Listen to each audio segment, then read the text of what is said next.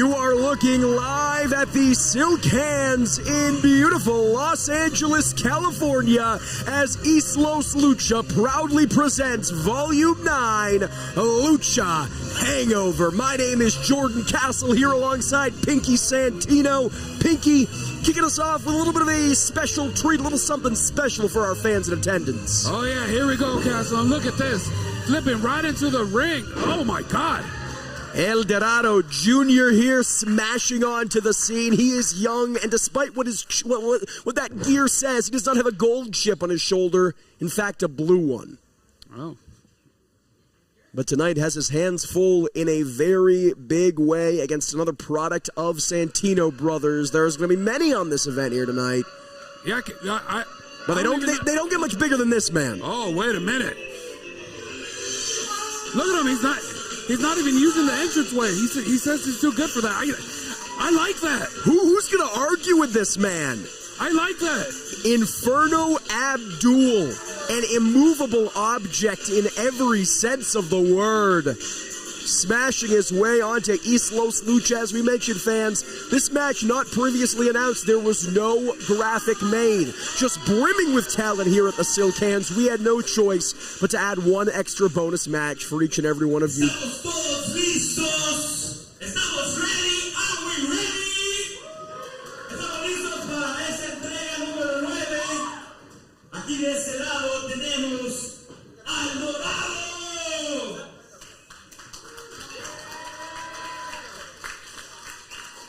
Y de este lado tenemos a Abdul Infierno. Give it up. Oh, come on. The fans should be doing way better than that for a man the size of Abdul. Well, listen. Clap your hands ahí, give us some hands ahí. Everybody welcome to EastLos Lucha número 9. The bell rings, and Abdul certainly not one to endear himself to the EastLos Lucha faithful, but I don't think he really cares about it. I don't really think that matters for Abdul here as he sends El Dorado into the corner with authority, man. Look at this. I thought we had a ticket to EastLos Lucha 9, Lucha Hangover. I did not know we had a ticket for the gun show, Pinky. Oh, yeah. Oh, look at that. Free tickets for everyone. Come one and all. Look at that power. I love the power game. Well, massive power by Inferno Abdul, to be sure, but I mean, he just dwarfs El Dorado Jr. here. Yeah, oh, wait a minute. Dorado using some of that speed, some of that quickness, some Lucha arm drags on display. Taking the big man down, that's exactly what he needs to do. Use that agility, but gets caught off at the heels immediately, does El Dorado Jr. I think he was too big, too strong. He just pulled that arm away, and that's exactly what he needs to do. Oh, yeah! Shoulder blocks El Dorado Jr. down. Pinky seemed to be a little biased towards Abdul hey, here. Say what you will. I like the bigger guys. I don't need all the flips. What do we need flips for? Well, we need him to neutralize the power and the strength, the ground game of one Inferno Abdul, but doesn't seem to be happening quite yet. Maybe I spoke too soon. Dorado sends him into the corner.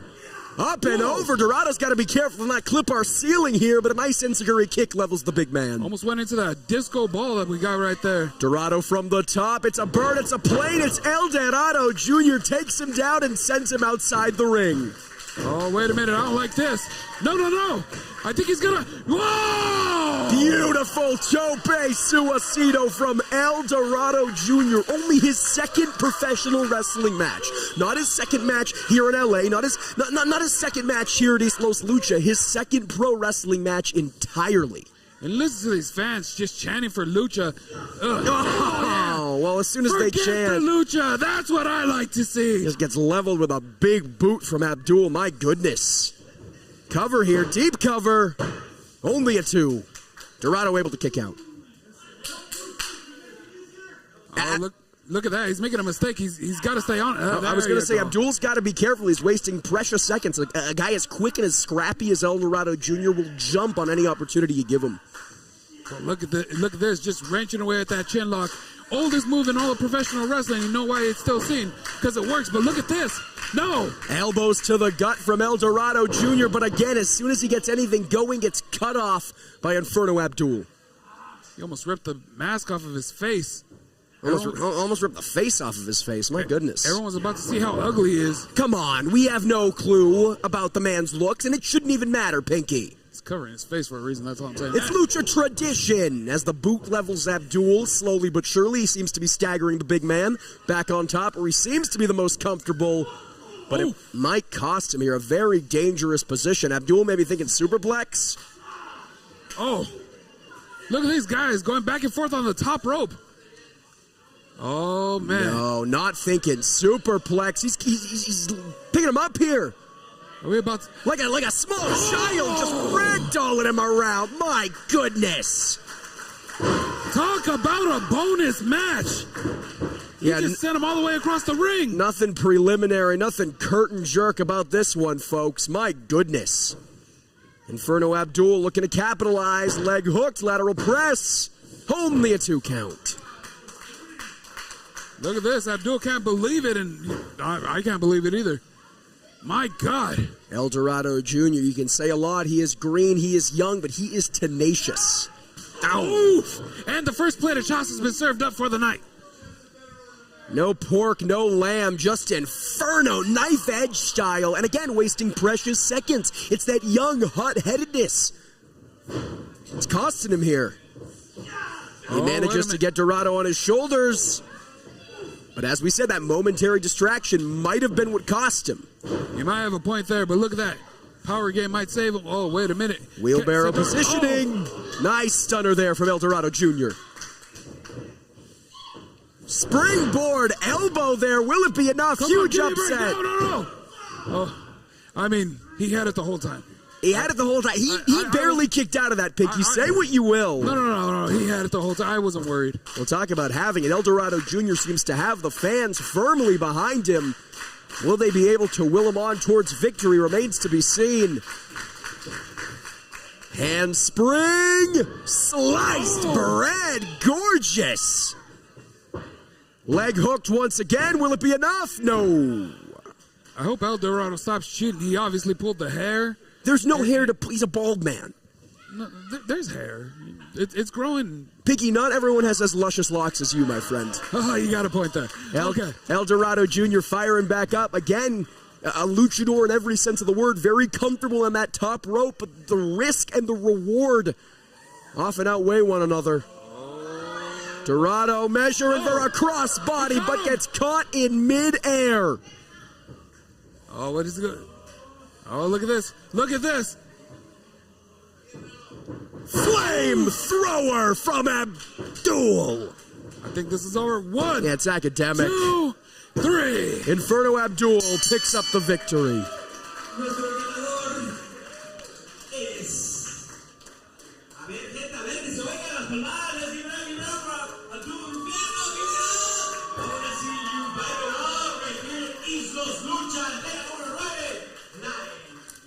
Lucha Hangover. Well, a decisive victory for Inferno Abdul, certainly making no friends in terms of his opponents or the faithful of EastLos Lucha, but looking very, very dominant here. Well, you know what? You don't need friends when you're the size of Abdul. All he wants is gold, and he doesn't want that golden mask. No, that's not important to him. He's searching for any kind of gold here. Well, speaking of gold, we have 2 championships on the line tonight. I think one of them Inferno Abdul can compete for, and one of them he cannot. The Cruiserweight Championship and the EastLos Heavyweight Championship, both on the line tonight. I'll leave that up to you, which one Inferno can and cannot contend for because of his size. But nevertheless, folks, a great event on tap. Jordan Castle here in the booth alongside Pinky Santino. We are streaming live on YouTube, my friend. Oh, yeah. And, I think we're about to get started. This is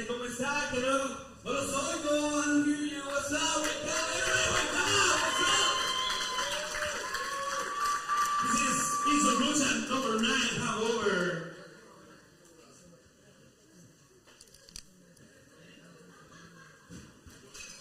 Once again, a shout out to our great sponsors for making this event possible. We could not do it without each and every one of them. Please give them a follow. Check out what they have in store as our true opening contest is underway.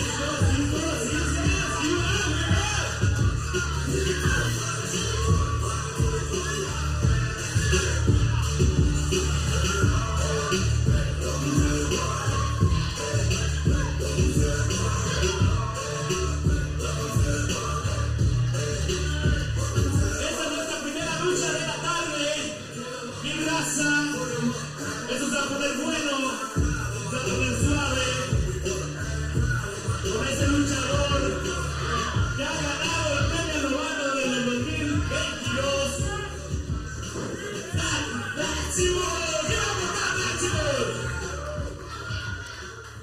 Thad Maximus, another competitor who has not exactly made friends here at EastLos Lucha. Oh, but look at his opponent.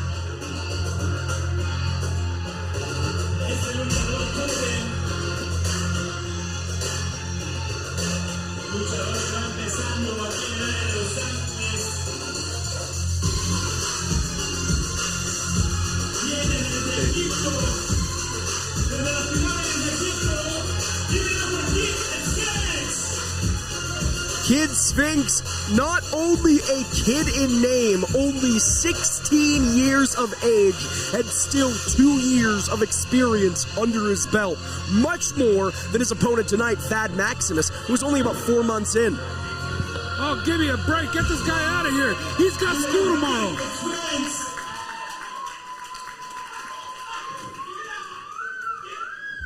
Thad Maximus asking for a mic, and unfortunately, it seems like our ring announcer is going to oblige. Jeez. Ladies and gentlemen, Thad Maximus is here tonight at EastLos Lucha. I'm happy to see you, Thad. See, I came here for one reason and one reason only. It's not to win matches. You shut your mouth. It's not to win matches. It's not to win championships. But it's to sleep with that guy's mom right there. What? Come on. That is just uncalled for. Tonight, I'm winning this match. And while all y'all are sending money to those OnlyFans girls, I'm going to go home with one of those girls. Yeah, buddy! I love when he says that.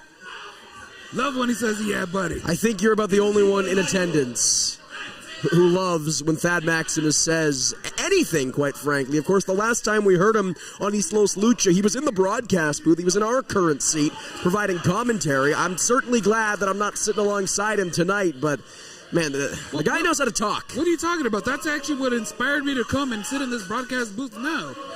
I love this commentary. Will you be serious? It was great.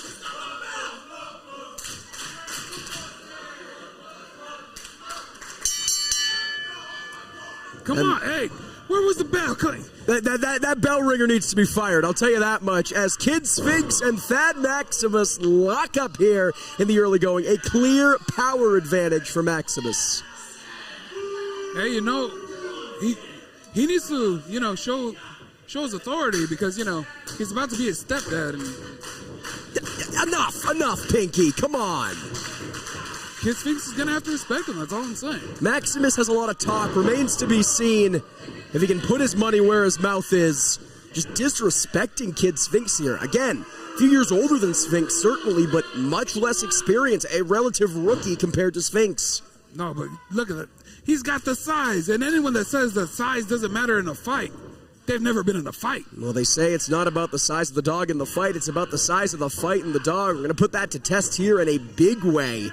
Kid Sphinx probably giving up, what, 50, 60 pounds to Thad easily? At least. Oh, look at this. Whoa! Using the ropes for elevation. Nice Hurricane Rana levels him with a drop kick. Tip up from Sphinx on fire in the early going. Hey, wait a minute. He just patted him in the head. That's exactly what Maximus did less than a minute ago. But look, he pulled the hair. That just said he pulled the hair. You can't pull the hair. Kid Sphinx ducks the line. Huge kick. Maximus with clubbing blows. Just absolutely neutralizing Sphinx here. He's beefy, ain't he? He's a big guy. He's a big guy. Thad Maximus, a true frat boy in every sense of the word, but not here to party tonight, at least not until after he defeats Kid Sphinx, who, again, using that athleticism, using that agility to his advantage, much like our opening contest. It is a David versus Goliath story in every sense of the word, but a modified Blue Thunder Bomb sends Sphinx down. I've never seen it like that. He didn't even sit down. Didn't need to. Now Maximus just stomping a mud hole in Sphinx here. And again, this might be the Achilles heel of Thad Maximus, arguing, jaw-jacking, bragging to the ringside fans instead of focusing on his opponent, Kid Sphinx. Oh, you know, he's got the time. Oof, look at that. When you're that good, you could brag. You know what they say? What? It's not bragging if you're telling the truth. You know, look at that. He showed. Oh, wait a minute. Nothing truthful about this. Kid Sphinx turning the tide here. He's using a closed fist. He's cheating. He is cheating. Absolutely not, Pinky. Thad Maximus with Kid Sphinx over his shoulders. Atomic drop takes him down. Sends him against the ropes and levels him with a big boot. See, that is exactly why Thad is one of the standouts of the Thad looking to finish this one early, only a 2. Standouts of Santino Brothers Wrestling Academy. Absolutely. He has an incredible lineage, an incredible body of training behind him, but it's a matter of what he does with that training. And as I see it right now, Thad Maximus, he could afford to be a little more humble. He could afford to be a little more down to earth. It's not that he doesn't have talent. It's that he thinks he's the most talented one in the room. It's all about making a name for yourself, and that is exactly what he said. Look at that. Look at that. The fans are going to remember that one. Oh, wait a minute. Well, they say any publicity is good publicity, but not when it gets you kicked in the face. Kid Sphinx sent into the ropes and deposited down to the mat by Thad Maximus. Well, there you go. That's fair enough. You know, he had to get him off the ropes. It's illegal. Lateral press here, barely a 2 count. Again, Thad Maximus, first it was with the crowd, now it was with the official, wasting precious seconds arguing and yelling at anyone who will listen instead of focusing the offense on his opponent. Oh, look at this. No.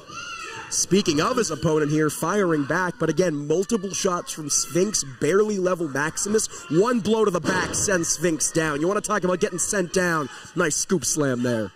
Oh, yeah, very impressive scoop slam. I'm glad you're finally showing a little bit of respect. He's a very impressive athlete. Take nothing away from Thad Maximus. Barely 4 months in.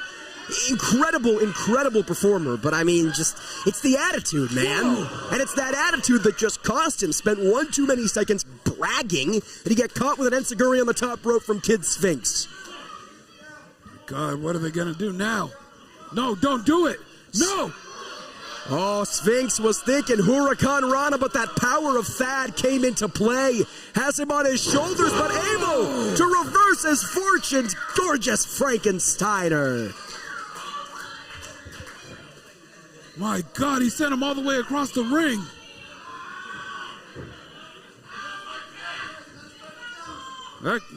Listen to Thad, he hurt his back. My God. The official here administering the count. Certainly no one wants to see this matchup end at a double count out, but so are the rules here at EastLos Lucha. Look at this Kid Sphinx getting the crowd behind him. But when Thad Maximus talks to the crowd, oh, you're all mad at him. Well, Kid Sphinx is not insulting the crowd and saying that he wants to sleep with their mothers. He's just being truthful. That's what he wants to do. It's still not a kind thing to say. Oh! Talk about unkind. Kid Sphinx just leveling Maximus with a chop so hard you heard it through that singlet. And now Maximus with a handful of hair. What is this? Kid Sphinx against the rope. Springboard crossbody levels Maximus. Look at this. Whoa. Kid Sphinx wheelbarrow bulldog. Ooh. He got all of it. No, his poor face. The moneymaker, as they call it. The mothers are going to be so disappointed. Well, I think the mothers will just have to deal with it, Pinky. I think the mothers were disappointed when they saw Thad in the first place. You want my humble opinion? Disappointed that there's only one of them. Kid Sphinx firing up here, maybe looking for some game-ending offense. That Yoshi tonic, but gets cut off at the heels by one Maximus. Oh, look at this. He's winding up, but gets caught by Sphinx. Nice. And Saguri kick. Oh, no, he caught him right on the butt. No, not on the back of the head. Could be it. Cover. No. Ooh. And Pinky, you yourself are a pretty large combatant. You yourself are a pretty large man. As a wrestler, how do you try to combat a smaller, more high-flying, more agile opponent? Well, with that, you gotta ground him, plain and simple. You can't let him take off. You can't let him use that speed. you got to attack something like their legs or their back was one of my favorites. Because if you don't have a back, you can't fight. But look at this. Whoa, wait a minute. Kid Sphinx looking for that Yoshi tonic. Oh, but reversal. Just gets deposited there by Thad Maximus. Look at that. He wasn't just a frat boy. He wasn't missing any classes there. Using that intelligence. The Santino brothers training, playing off. Maybe thinking Rage Cage. No! Kid Sphinx able to evade, and a huge super kick levels Maximus. He got him right on the jaw. Sphinx knows that Rage Cage, that combination gut wrench cutter would be a game ender for him at this juncture. Oh, look at this. He's going up. Like I said, that's illegal. Get him off the rope. No! Was looking double foot stomp, but Thad Maximus had it scouted and levels him with a huge lariat. Here we go. Stack the cups. Find the ping pong balls. The Rage Cage lands. 1, 2, 3. Maximus victorious. Somebody get that guy's mother on the line.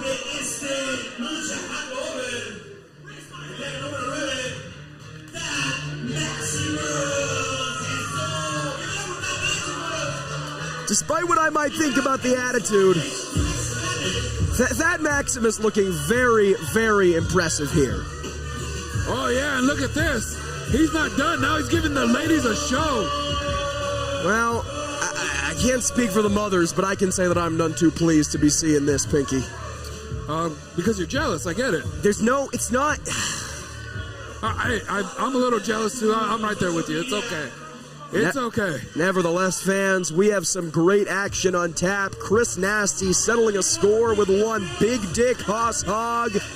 Sarah Zacher against Delilah Doom. We mentioned our 2 championship matches. Eli Everfly defending the cruiserweight gold against Wicked Wicket, and in our main event, Doble Cara defending the heavyweight championship against Full Gore. But right now, we're going to send it back to ringside for our next contest.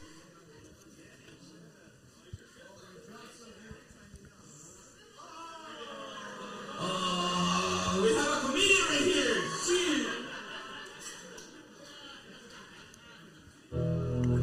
Are you guys ready for the second match of the evening? The second match of the evening.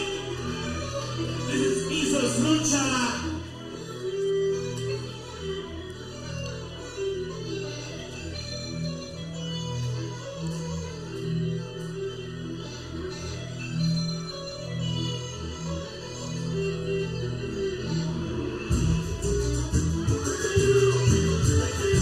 Here's someone that I have been impressed with for a very, very long time. A man I feel has been on the precipice of something great for as long as I've known him. Yeah, he's very impressive, and look at this. He doesn't waste time worrying about the fans and making them happy. No. He's here.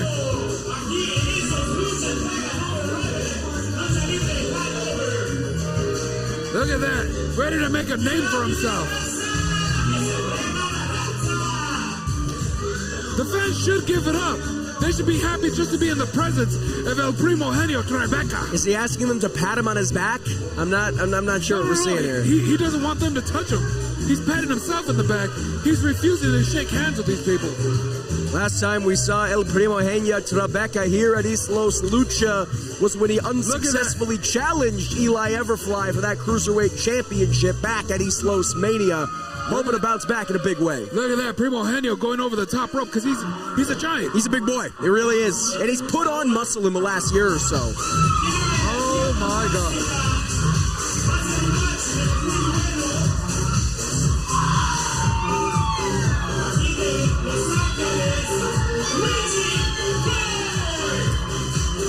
I'm going to give you a little anecdote here. I'm going to tell you a little story if you'll give me the opportunity here, Pinky. The first professional wrestling show I ever worked in Southern California, Richie Coy was on Ring Crew. And you want to talk about growth, you want to talk about personal evolution, the amount of growth, the amount of evolution I've seen from Richie Coy, of course, in the last couple of years has been insurmountable. A transformation in every sense of the word. You know what? Take nothing away from Richie Coy. I'll say that here and now. But the question is, has he evolved enough to take on El Primo Henry Tribeca? Oh, look at this. Taking his time. He is a genius in the middle of the ring. Oh, wait, don't throw that dress. Primo Henyo, a little trepidatious here to enter the ring, doing things on his own terms. Talk about some luscious hair there. Look at that.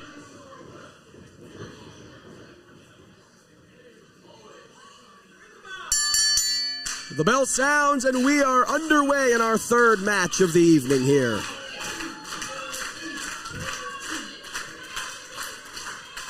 Richie Coy looking very ready for everything Primo Henyo has to offer. Was telling me earlier on this afternoon that Richie's confused, saying, "Why am I fighting my cousin?" And I said, "Well, what are you talking about?"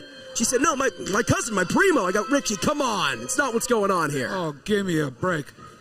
So Richie, confusion aside, looks to be very excited to be against Primo Henyo. Perhaps just excited to be on a stage like EastLos Lucha here at Volume 9, the Lucha Hangover. And frankly, you can blame him. Yeah, well, okay, I'll give you that. We have one hell of a stage here at EastLos Lucha, but I think the bright lights might be a little bit too much for Richie Coy. Richie Coy, of course, with the size disadvantage to Primo Henyo. A little more height, a little more muscle on behalf of Tribeca, but not letting it stop Coy here. Oh, look at this. Wrist lock here. Look at the wrist control from Richie Coy, Pinky. Oh, wait a minute, but look at this, pulling back the fingers. Oh, give me a break. That's one way to start a chant. Can't pull on the fingers like, oh, there you go. Head scissors there from Tribeca, takes Richie Coy down, and just pushing Coy into the ropes. And Coy firing back with one of their own. Oh, look at this.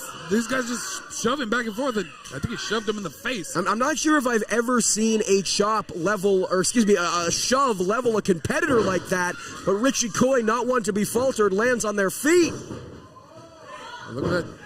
Oh. Ducks the line, does Richie Coy, sends Tribeca into the ropes, and again, saying, paint me like one of your French girls. A little bit of mind games from Coy. And they certainly seem to be effective.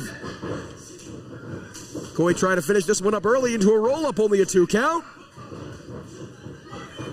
Against the ropes, too quick to catch, up and over. Oh, wait a minute. No. In the words of Daft Punk, going around the world, is Richie Coy, bringing Tribeca to follow. My God, I'm dizzy from that. How do you think Primo feels? I can't imagine. Oh! Kick there by Richie Coy. Missile drop kick lands flush across the chest. I gotta give it to leg him. hook? No. Richie Coy, very impressive here in the early going.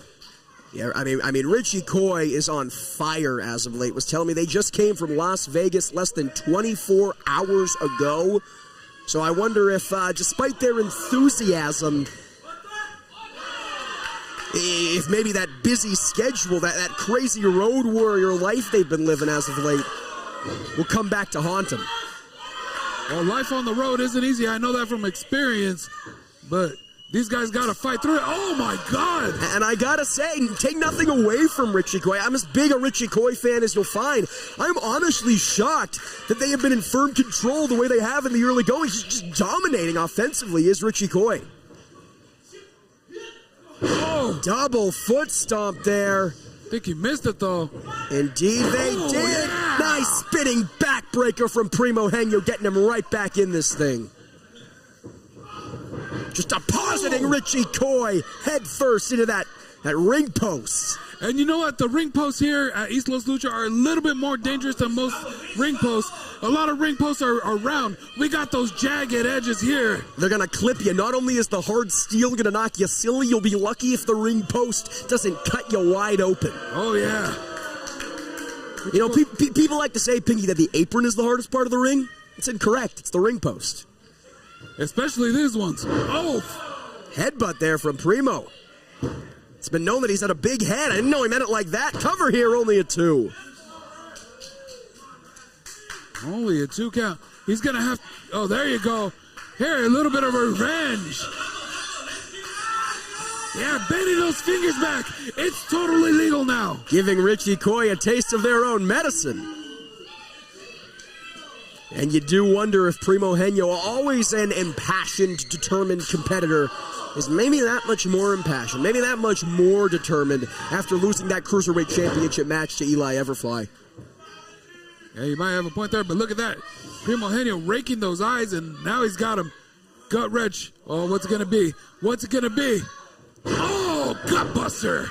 Just absolutely levels Coy there. It's going to knock the wind out of you, going to make you feel nauseous here, and Primo knows this, capitalizing with a cover, only a 2. What's wrong with these fans booing out Primo Henyo? Primo Henyo quite literally said, "Do not touch me," and threatened to strike them if they tried to slap his hands. Can you blame him? Yes, he doesn't want to be touched. They have germs. Well, you want to talk about germs? Richie Coy's eyes and nose just getting the fingers of Primo dug into him here, Pinky. Oh, look at this, one more time. Referee administering the 5 count. Primo taking every second allotted to him. Oh, wait a minute, what's this? Look at Coy, a submission specialist, tying Primo up. Yeah, rip that nose off. They won't be able to breathe without a nose. And it's very interesting. Primo Henyo is an incredibly impressive athlete in his young career. Has already grown leaps. What is this? Wow, well, turnabout is fair play. Primo never bit him. He dug into his nose and his eyes. It's a fair trade. He never bit. Oh, there you go. Well, that might even hurt worse than a bite. Richie Coy just deposited on the turnbuckles. I think I saw the ring shift. Primo Henyo's a big guy. He's a true double-edged sword for any opponent. Can flip and fly like a cruiserweight, as we saw against Eli Everfly back at EastLos Mania. Oh, wait a minute. But also has that power. And what is this, Pinky? It's impressive if you ask me. That's what it is.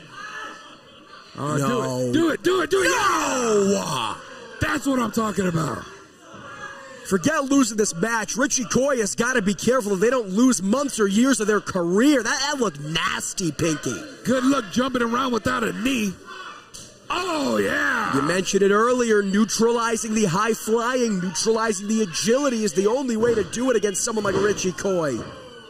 Look at that basement drop kick right to the chest. Will it be enough to put this one away? It will not. Oh, only a 2. Primo Henyo has got to be careful to not get frustrated. We've seen it before, Pinky.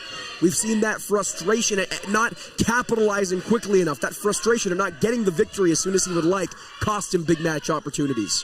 I think it's unfair that these fans are chanting for Richie. It's throwing Primo off of his game. They need to be quiet. Listen, any fan who spends their hard-earned money to be here at EastLos Lucha has any right to chant anything they want. Oh, give me a break. Primo Henyo here, cut off by Richie Coy. Again, on a bum leg, a bum ankle it looks like is Richie. But still fighting through the pain. Nice enziguri kick. No, Primo, watch out. Watch out. Coy on the top rope. Gorgeous cross body. Nice elevation from Coy. You got him right on the face. Richie Coy with an uppercut. Oh. Forearm there. Oh, look at this reversal. Oh, no. Oh. Right on the elbow. And now it's Coy ducking the lariat attempts from Primo Henyo, but a tilt-a-whirl head scissors takes Primo down and now into an armbar. Flawless, fluid transition there from Coy, and Primo might have no choice but to tap. This is sick. Everyone loves this. Poor Primo Henyo. It's a purely legal maneuver, but Pinky, now you're getting your wish. Primo reaches the ropes. No choice but for Richie to release the hold. And it seems like Primo favoring that arm. He was able to escape off of that rope break, but is the damage already done?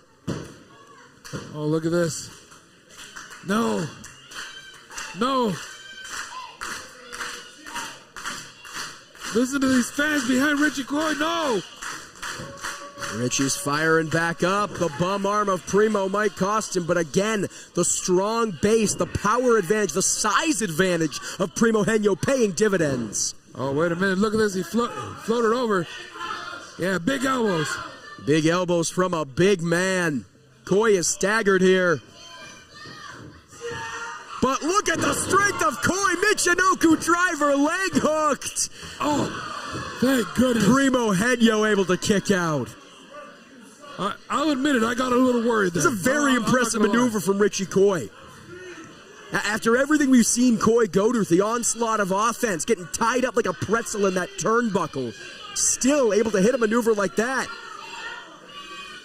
Oh no. Koi firing up. It's like he feeds off of these people. What's Koi going for here? Yeah! There you go, right across the face. Oh! Primo Henyo able to reverse, able to find his way back in control, and now they're just trading chops in the center of the ring. Oh, my God! I think they heard that one in Monterey Park. Oh!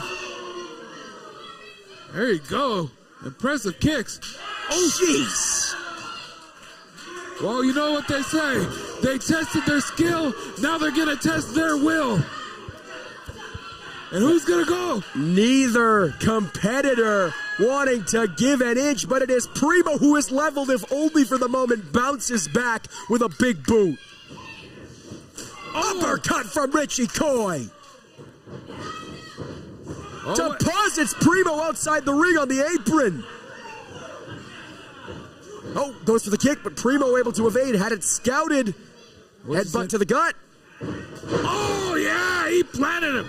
Tornado DDT. Will it be enough to put away Koi? Deep cover, sits out on it. Uses the ropes for leverage, but still it is not enough. Richie Koi able to kick out. Why are they booing him? That was fair. Fine, Richie kicked out, whatever. I mean, Richie looked very impressive after all that. Still able to kick out. Still with the cheating, the attempted cheating of Primo Henyo. That wasn't cheating. That was leverage. That was intelligence right there. It's leverage, absolutely. That's against the rules. Oh, but you don't say that when they jump off the ropes. But look at this. Oh. It's referee's discretion. Primo has the arms butterflied here. Maybe think of that Alas de Angel.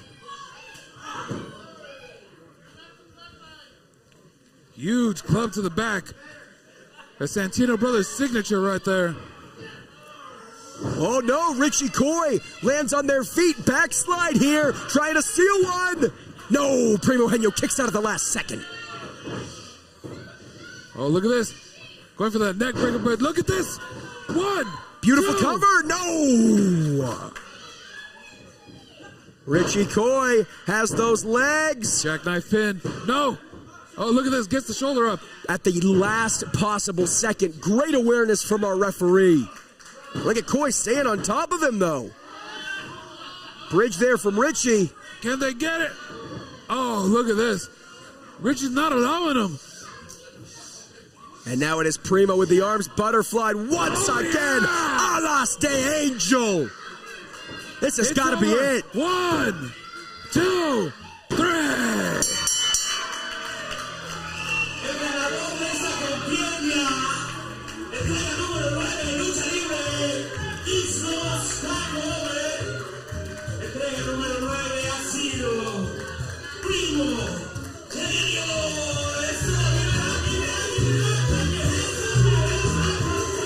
Well, a very impressive victory for El Primo Henyo Tribeca. We knew he needed to bounce back in a big way, and bounce back he did, but take nothing away from him. And what is this? Oh, yeah, get him out of your ring. Primo already was victorious here tonight. Decisively, I might add. Did not need to cheat ultimately, and still the disrespect to Richie Koi. How do you justify that, Pinky? That he is the king of that mountain. That is his mountaintop, and everyone else needs to get out of his way. Justified there. Richie Koi took Primo to his limit. This was any competitor's match. He just ripped the mask off of some fan's ugly face. Well, a lack of respect for Lucha tradition and the good sanctity of honor in professional wrestling seems to be the case here for Primo. Somebody get that kid! Somebody get that kid away! Whoa! Smacking Primo across the back. Primo's got to be kidding. That kid looked tough, man. Somebody call security! Primo Henio was just assaulted! He was assaulted, insulted. That kid's gonna be brought up on charges.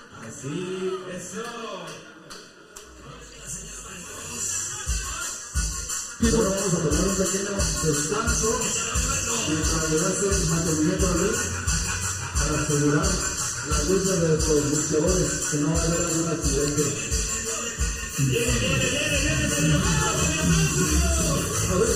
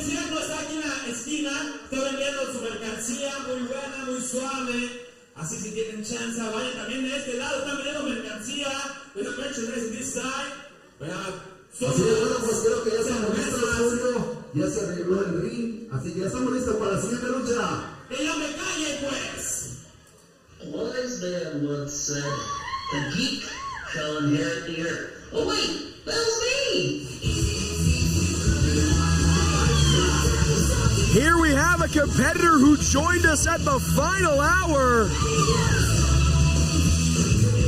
Not originally scheduled to compete here at Volume 9 Lucha Hangover. The punk rock Poindexter stepping in. He's a nerd. He didn't deserve to be here. Ugh. Gross.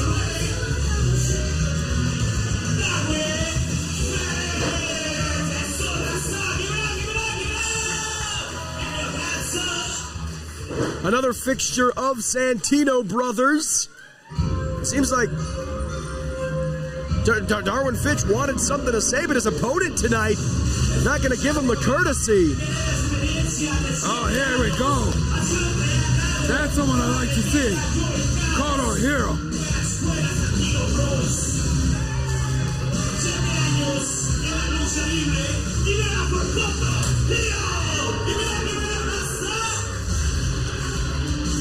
Kodo Hero originally scheduled to face off with Bamboo here tonight.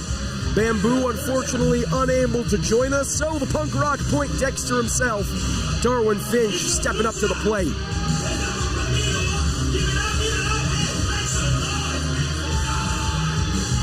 Listen, call Darwin Finch a nerd or a geek or any other expletives you want to throw around. Darwin Finch stepped up to the plate at the last second. Was not intending to compete tonight, let alone against an athlete, against an opponent the caliber of Kodo Hero. You have to give him something for that. Wait a minute. Oh no, now he's gonna talk. Ugh, that voice. Hey, stop messing with the fans for a second. Pay attention, bro. I know you were supposed to face Bamboo tonight. Unfortunately, he had an emergency to deal with. So, I have heard that from some of my friends here in the locker room that you've been not the Kodo that I remember, not the Kodo that we training together. You've been underhanded tactics. You've been cheating. You've been taking liberties, and that's not the Kodo Hero that I want to see. I want to see the Kodo Hero that fights with honor. I want the Kodo Hero that doesn't need to cheat or be underhanded. Can you give me that Kodo tonight? I don't like that Kodo. I was not a fan of that Kodo. Oh, give me a break. Well, it seems like the fans like that, Kodo.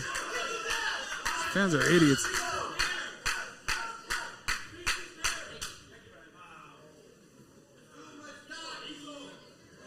What? Assaulting the referee, shoving the official, Pinky. How do you justify that? He got too close, plain and simple. He's not even wearing a mask. You know, we're post-pandemic still. You never know.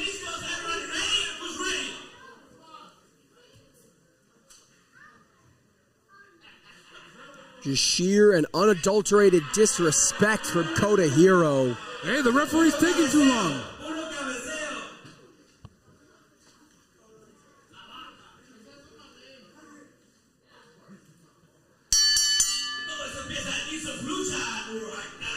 The bell sounds. Darwin Finch facing off against Kodo Hero. Pinky, I'm going to ask you to do something very difficult and put your bias aside. Who do you give the advantage to in this contest? Well, you know what? Darwin Finch does have a little bit of a size and power advantage here, but Kodo Hero, he was expecting to have a match here today. Darwin Finch did not expect to have a match. I don't know if he's ready for this. But was expecting to have a match. You're absolutely correct here. But was not expecting a match against Darwin Finch. Bamboo, a very different type of opponent from the punk rock Poindexter. Well, you might have... Oh, wait a minute. Darwin Finch maybe going for a sharpshooter of sorts here. Look, rolls him up. 1, 2. Kodo Hero has got to be... Darwin Finch has got to be careful that he doesn't get pinned by Kodo Hero amongst his own submissions. A leg lock administered from the punk rock Poindexter.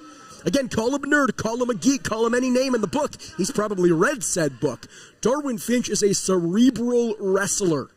He's a smart man, not just in the classroom, inside the ring. Yeah, most definitely. And you know what? He's actually packed on a little bit of size. When I was in the ring and I was wrestling him, he was a lot smaller. So now he's not as easily pushed around as he once was. Well, especially against someone like Kodo Hero. You got to think maybe 5 or 6 inches given up. Kodo Hero. Clear height advantage as well, but it's not stopping Kodo here. Just zeroing in on that leg. Well, talking about size, Koto Hiro is often the smaller man, but he doesn't let that ever stop him. Well, right now you want to talk about stopping, getting stopped dead in his tracks by Darwin Finch, who's saying, you want to pull on my leg? Let me pull on yours. Oh, wait a minute. What the hell is he doing here? A reverse Boston Crab from Darwin Finch. La Campana, not La Campana. For those of you that don't understand Spanish, that means the bell. The Lucha maneuver. No. There's nowhere for Koto to go. No! Nowhere to go but down on the mat face first. And now I was thinking camel clutch, but Koto Hiro had it scouted. It's got to be careful his shoulders don't get pinned. Again, these fast submissions back and forth, that is the ace in the hole. That is the thing you have to look up for above all else. You can be as technical as you want, but if you get your shoulders pinned down for 3 seconds, you're done. You're out. You have a point there, and look at that. That maneuver was so scientific and so surprising that the ref didn't even count right away. He was surprised. I was surprised. I think everyone here was surprised. Caught up in the ingenuity of these athletes. That's just how we do it here at EastLos Lucha, folks.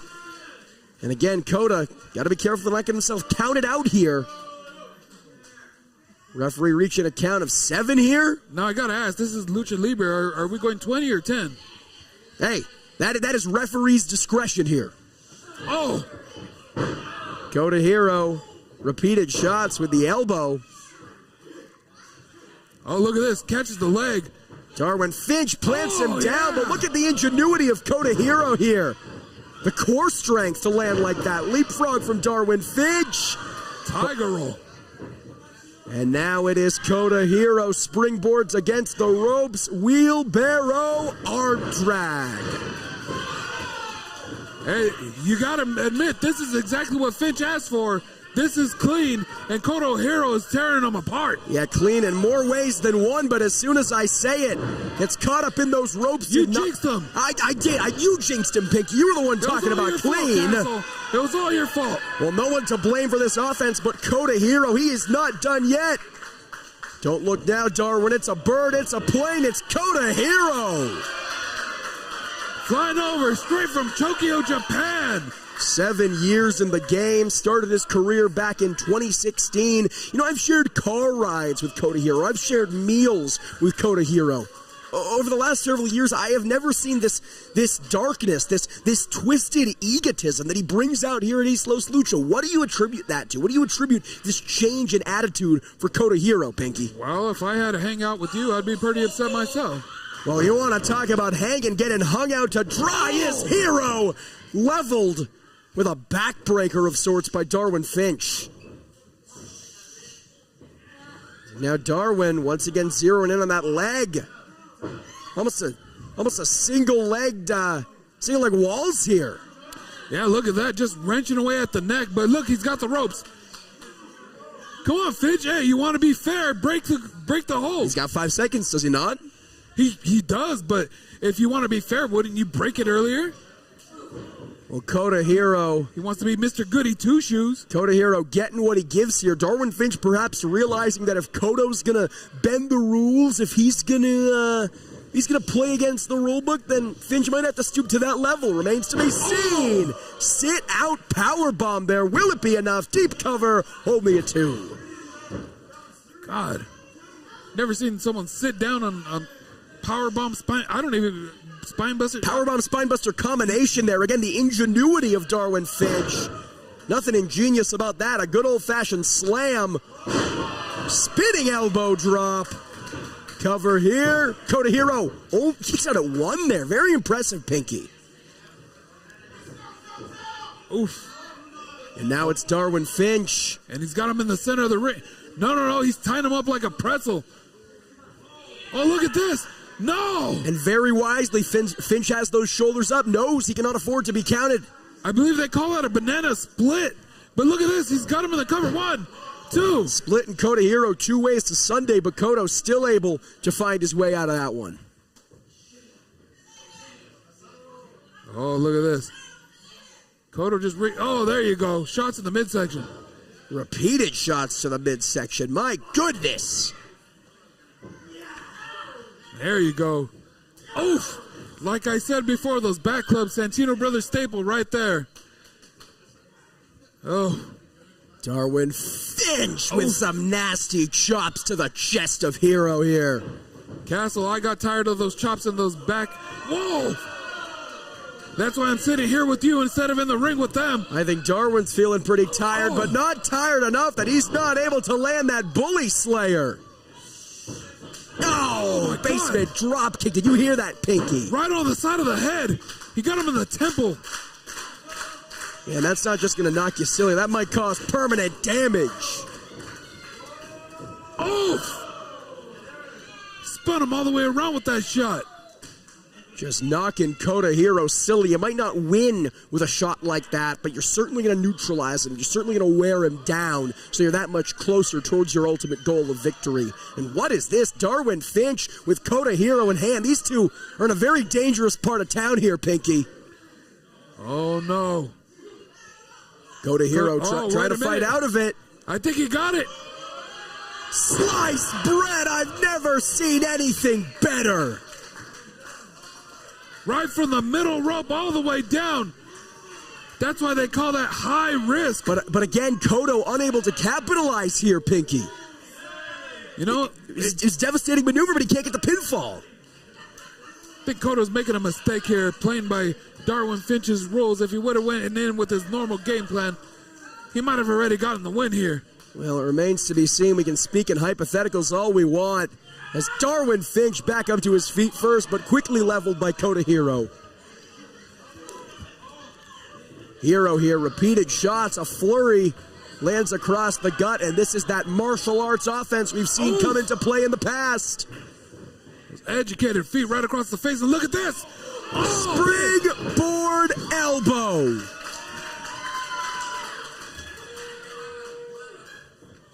Darwin Finch up and over. Oh, kick to the gut. And look at this. I think he's about to spike him. Tornado DDT.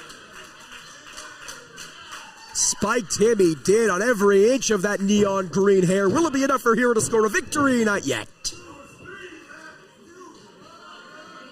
And we got to say, listen to these fans. They're appreciating this back and forth action provided by these two. I got to say, so far, we have not seen too many underhanded tactics from Kota Hero. Maybe he listened to what Darwin Finch had to say. Yeah, where you go? He's going to fly. Once again, taken to the skies, but gets caught with a back-breaking Uranagi on that ring apron. My God. And as soon as I say it, maybe Kota Hero paying for it. He is playing by Darwin Finch's playbook, as you said. He's not really bending or breaking the rules as we've usually seen. And maybe that's costing him. I don't know, Pinky. You know, when we called him a nerd, I thought we were going to see Gilbert, but Darwin Finch turned it into Ogre in there. Who are these people? How old are you? Revenge of the... Never mind.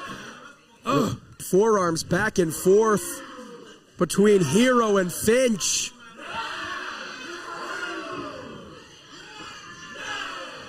Neither competitor giving an inch here, Pinky. Oh, look at this. Doubling up, tripling up. 4 times in a row. Oh, yeah. And now it is Kodo against the ropes, but gets leveled by Finch. Oof. Did you hear that, Santino? Oh, yeah, I did. Oh, my God. Knee right to the face. Mask or not, that hurts like hell. Look at that. Finch caught him coming in. Oh, he caught that leg. Oh, are we going to see it? He's got him up. Nope. Oh! Spikes him down. Impressive fisherman buster right there in the center of the ring.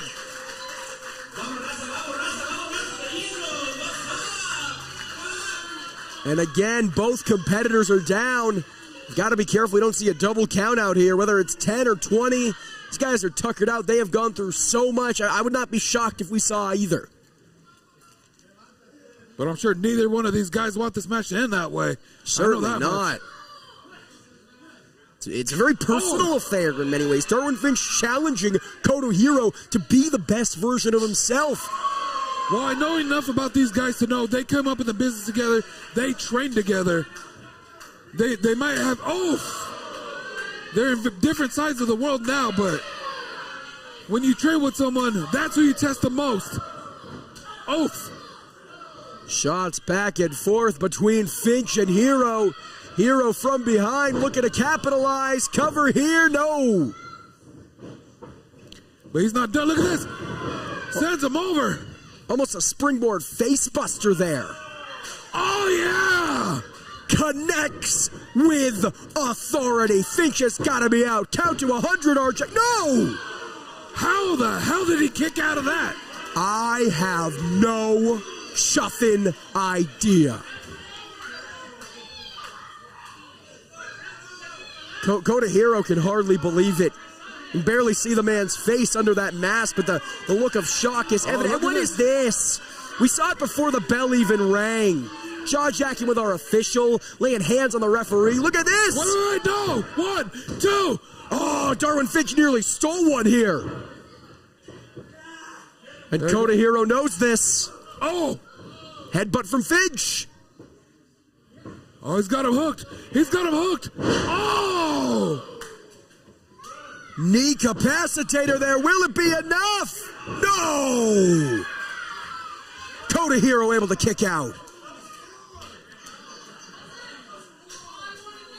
Such impressive offense from Darwin Finch, but Hero just not going quietly into the night here, Pinky. Yeah, you know what? I got to give it to Finch.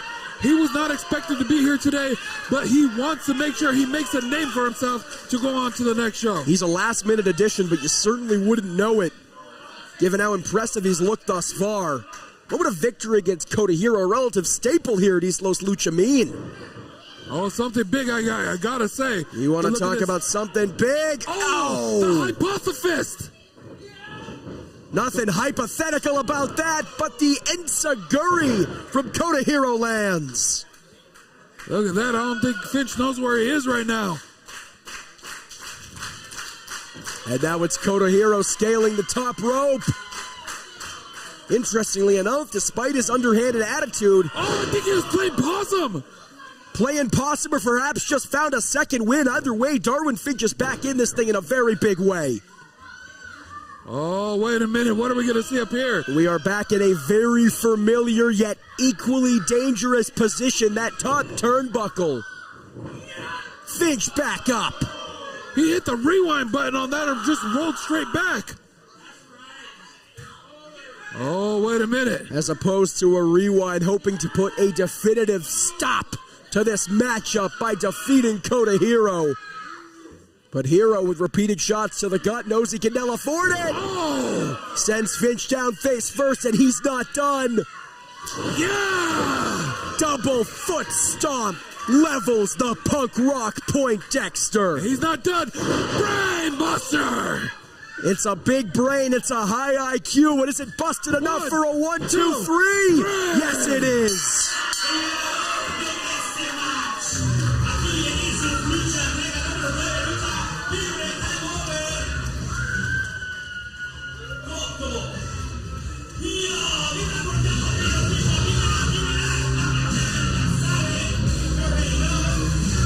Well, Castle, whether he bends the rules, breaks the rules, or stays right in the middle of the ring, Kota Hero gets the job done.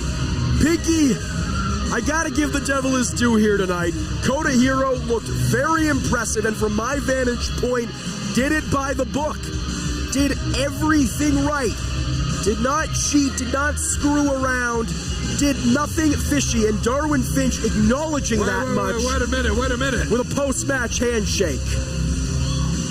Very, very impressive victory Don't from do it, Kota Hero. You can't trust that guy. Seems like Kota having some reservations. And he will, in fact, show Finch respect. Real recognize real. You absolutely love to see it, Pinky. Yeah. I don't know if I'm a fan of that, but it seems to make these plebes happy. What's there not to be a fan of? These two went to war here.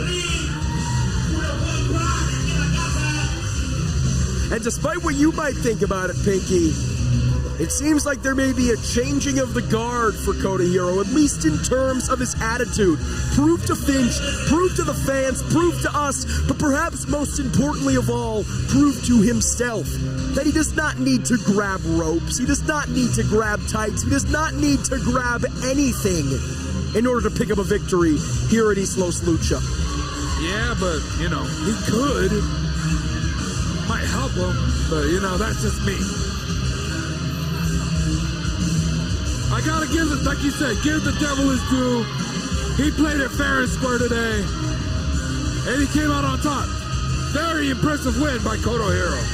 Fans, still so much more action on tap. We're going to take a brief intermission pretty soon, but before that, we have something very, very personal. You thought Darwin Finch made our last contest personal with his challenge, his ultimatum to Kota Hiro?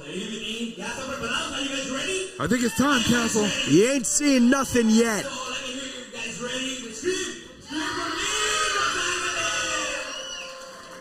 This is one I've been waiting for personally. Bueno, gente, aquí lo vamos a dejar las manos de este buen referee. El Chapín, referee de este match, las man standing, el último hombre de pie. You heard it, folks. Last man standing. Let's send it over to our ring announcer.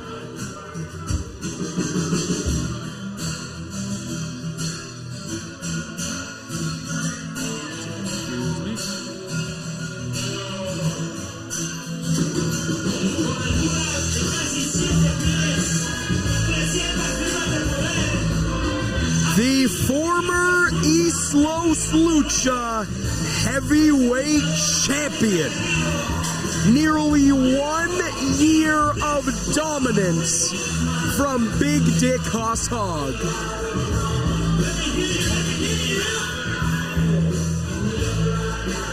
Whoa, watch out for the bell! You gotta duck and cover when Hoss is in there, swinging that bell around. Pinky, I'm sorry to tell you this, but I got a fever. And the only prescription is more cowbell. You remember that, but you don't remember Revenge of the Nerds. Oh, give me a break. It's a classic, man. Christopher Walken.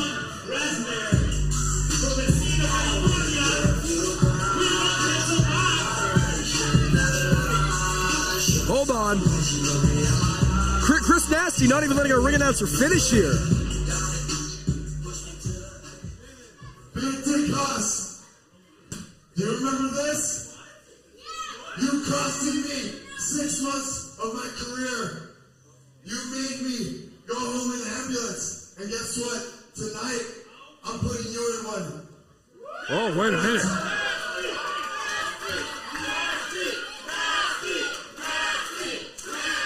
Hey, Hoss baby, I talked to management, and guess what? This match is now a last man standing match. Chris Nasty making it official. Of course, for those uninitiated, it was back in October. Chris Nasty challenging Big Dick Hoss Hog for the heavyweight championship. In that match, he broke his wrist. And as you heard, mixed 6 months of action. He is done waiting. He wants to administer revenge in a big way in Santino. I don't think he'll be done until he injures Hoss Hog as badly, if not worse, than he himself was injured. Look at that. Hoss just absorbed that chair shot. It's firing him up. That's a real chair, folks. We can attest to it. Finally, the shot right across the skull levels the big man. But you're right, Pinky. The man was a champion here for a very good reason. You're not a ham and egger. You're not a Joe Schmo. You're not a scrub-a-dub if you can absorb shots with a chair from a determined Chris Nasty the way Hoss Hog did. And now he has the chair in hand and just leveling Nasty with shots of his own. Oh, look at that. These guys going back and forth. Well, Nasty said it himself. Last time they were in the ring together, he left in an ambulance. It's surprising to me that he would want this match where Hoss could literally use anything. Well, I think Nasty feels like he himself has nothing to lose. He doesn't just want to beat Hoss Hogg. It's not about getting a victory. It's not about getting a submission or a pinfall or a countout or a disqualification. Chris Nasty wants to hurt Hoss Hogg. He wants to make him feel the same pain. The fans clearing.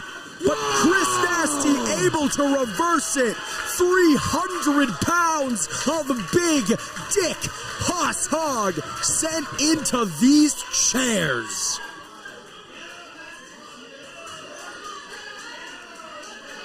Chris Nasty with another chair.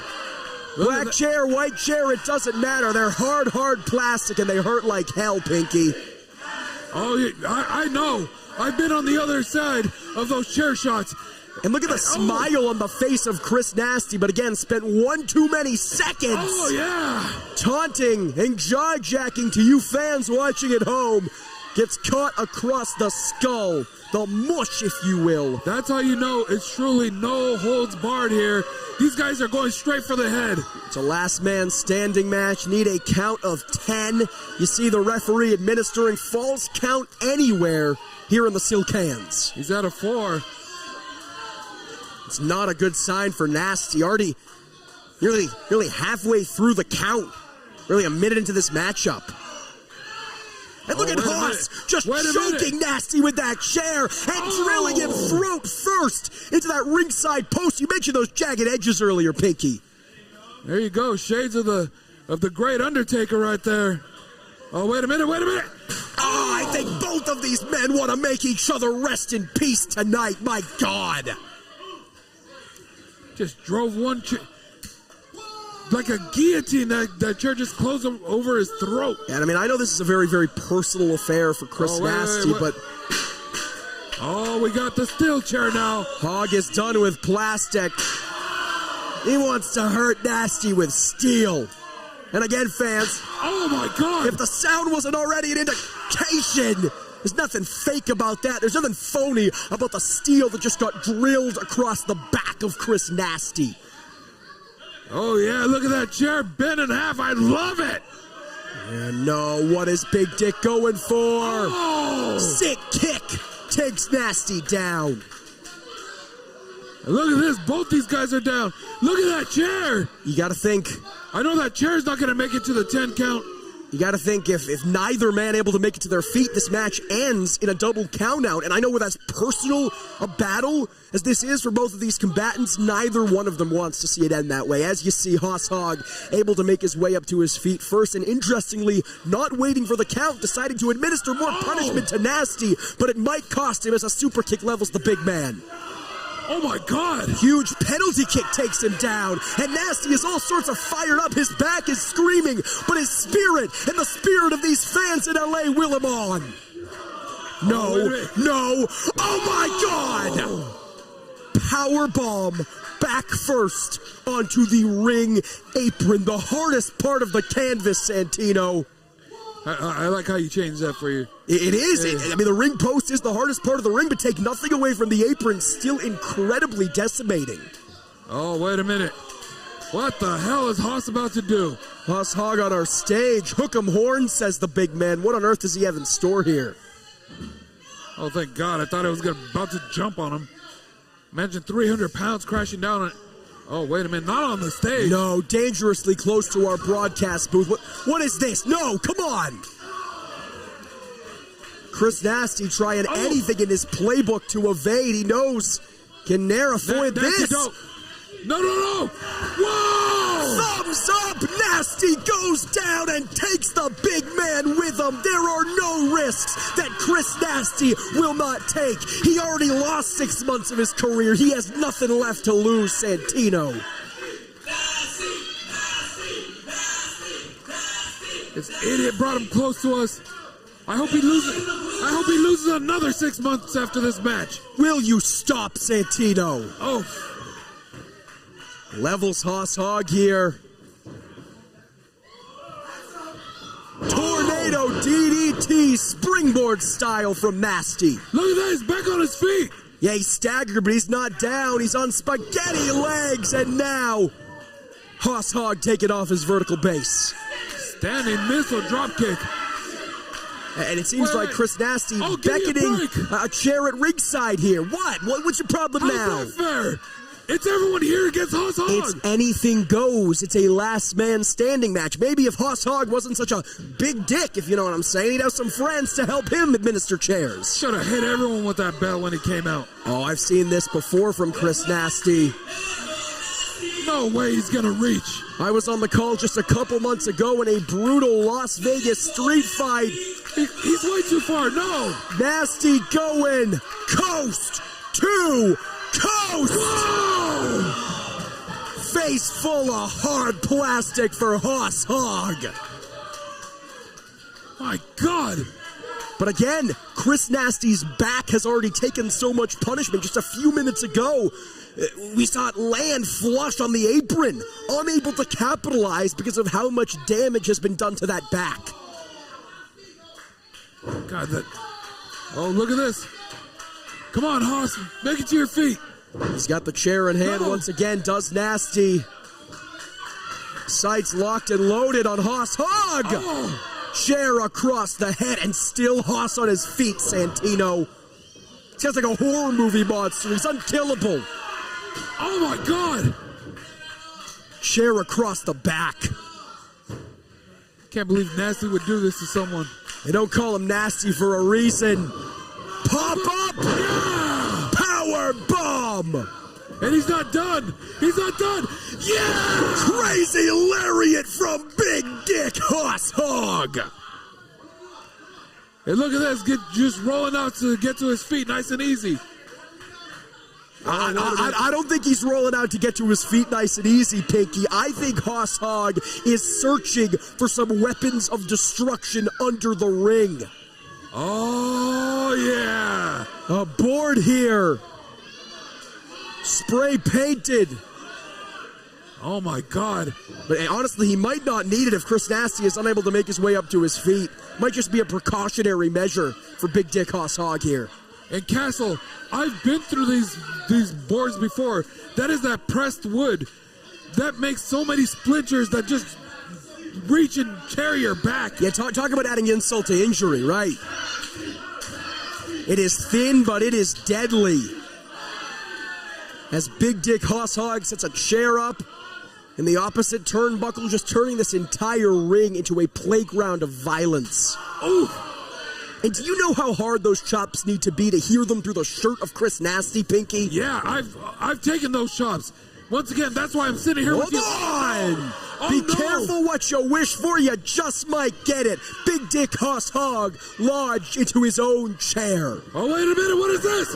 Whoa! Lucha scumbag flies.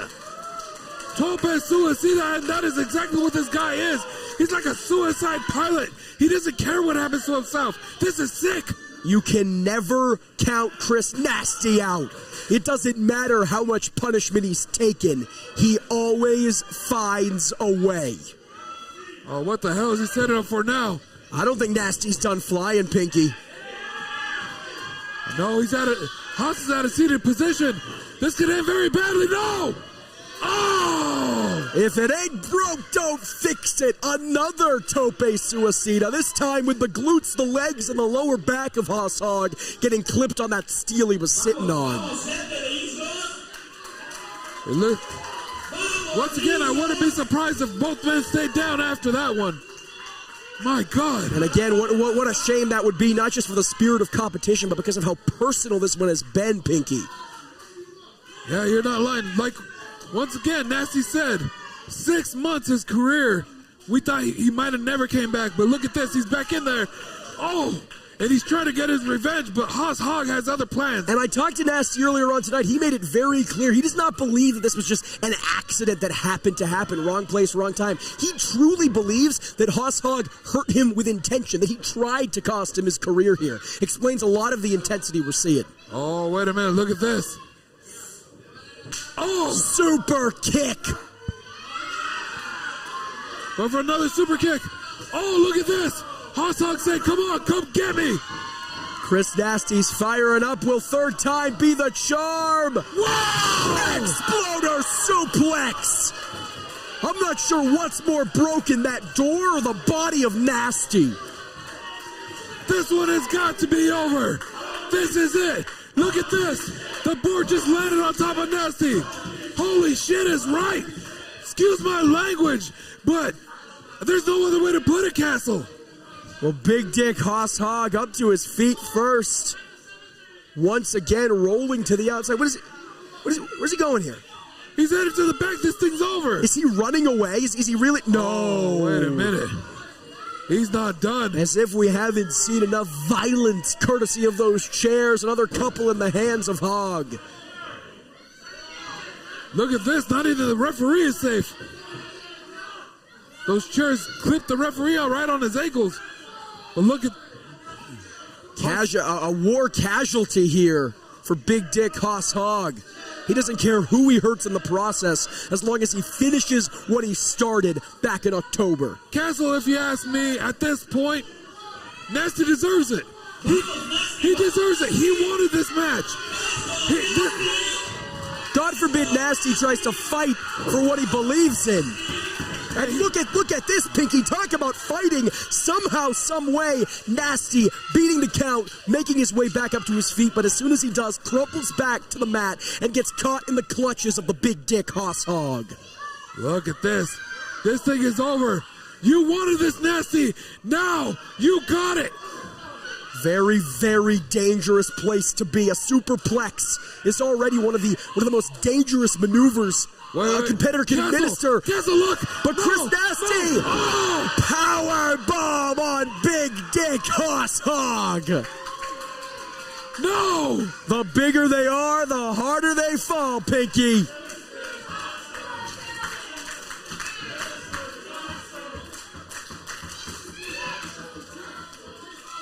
These fans are sick! How could they say this is awesome? Poor Hoss Hogg. You gotta be a little sick and twisted. Nasty himself is admittedly a sick individual. I mean, Nasty is lucky that he was able to land seated against those turnbuckles, propping him up. I think he might be right down there with Big Dick Hoss Hogg. If that weren't the case. Look at this poor Hoss. He's trying to use that chair to help himself up. Somebody help him. I mean, so impressive of Big Dick Hoss Hogg to still survive after everything we've seen. What the hell is he doing now? No! Shining mustache! The chair wrapped up in the neck of Big Dick Hoss Hogg. Listen to these fans.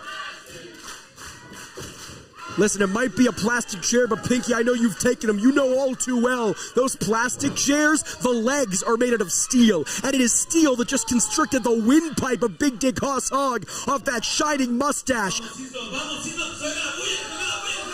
But Nasty's not done. Oh, no, another shining mustache. In the words of Zombieland, double tap. That's not Jesse Eisenberg. That is Chris effing Nasty. But look at this. Hoss won't stay down. Like he said before, he's a monster. He is unkillable. Oh, Chris Nasty looking for Hoss's own lariat, but again gets caught up in the pump handle. There you go. The shining mustache, let it be known, is a signature finishing maneuver of Chris Nasty. And Big Dick Hoss Hogg evaded loss off of it not once but twice. Back-to-back shining mustaches, and still Big Dick Hoss Hogg back up to his feet. Damn right he is. Make him pay, Hoss. Get him. Hoss Hogg using those ring ropes for leverage, and Nasty might be out. It has been a valiant fight. But I think the Lucha scumbag is done for, Pinky. There you go, Hoss. Go ahead, get to the back. You did a good job. As you said, Pinky, you must be omnipotent because Nasty, unable to rise to his feet in the ring, very wisely rolling to the outside to regain a vertical base. Kessel, he's gonna dive. Oh, no. But gets cut off at the heels. The big man not flying today if that Enziguri from Nasty has anything to say about it. What the hell is he going for now? No. Hoss draped up on that middle rope. He's gonna drop that guillotine on him. Guillotine leg drop. Call him Chris the Executioner. And he's not done, Castle. You can never be too careful with Big Dick Hoss Hogg. If this match has taught us anything, Swanton Bomb by Nasty.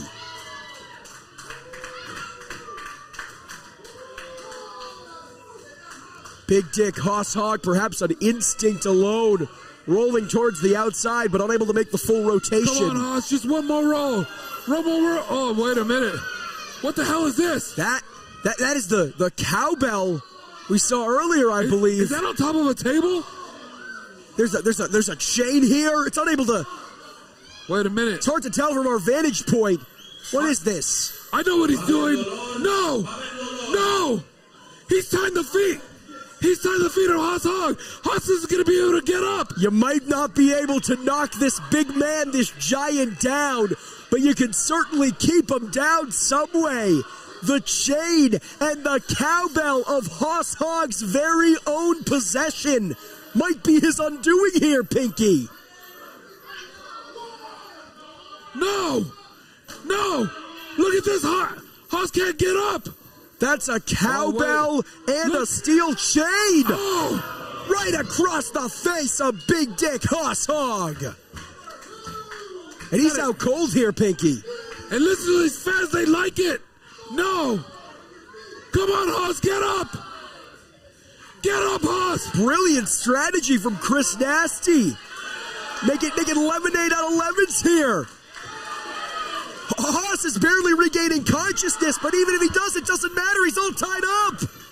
No! Nasty victorious.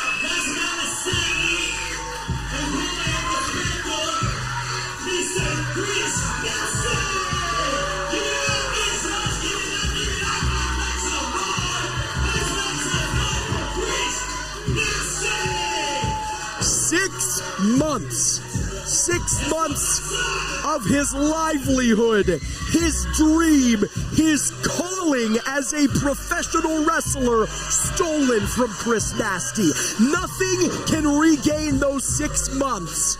But tonight, he just gained a measure of revenge in a big way against the man who cost him that time.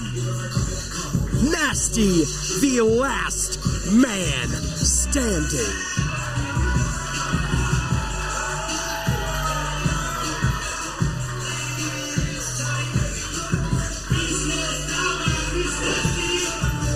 Pinky, you're awfully quiet there, my friend.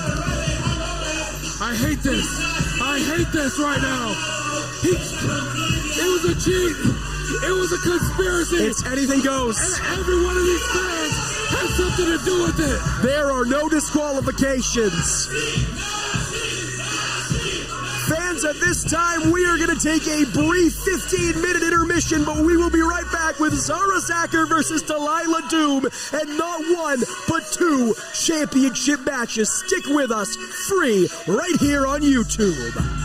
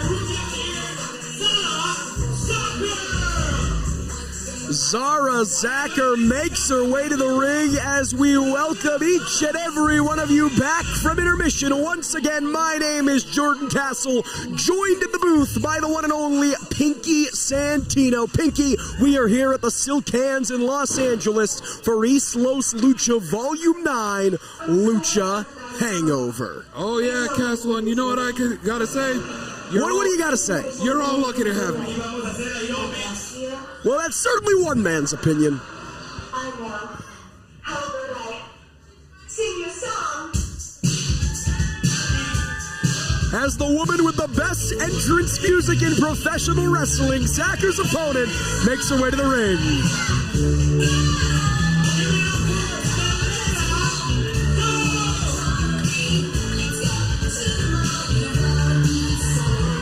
Little too happy for me. I'm more of a Robin Daggers fan myself. You're not a Robin Sparkles fan? No, I'm all about Robin Daggers. That's okay. But you know how much. It's so good, Pinky. I'm sorry, I can't help myself.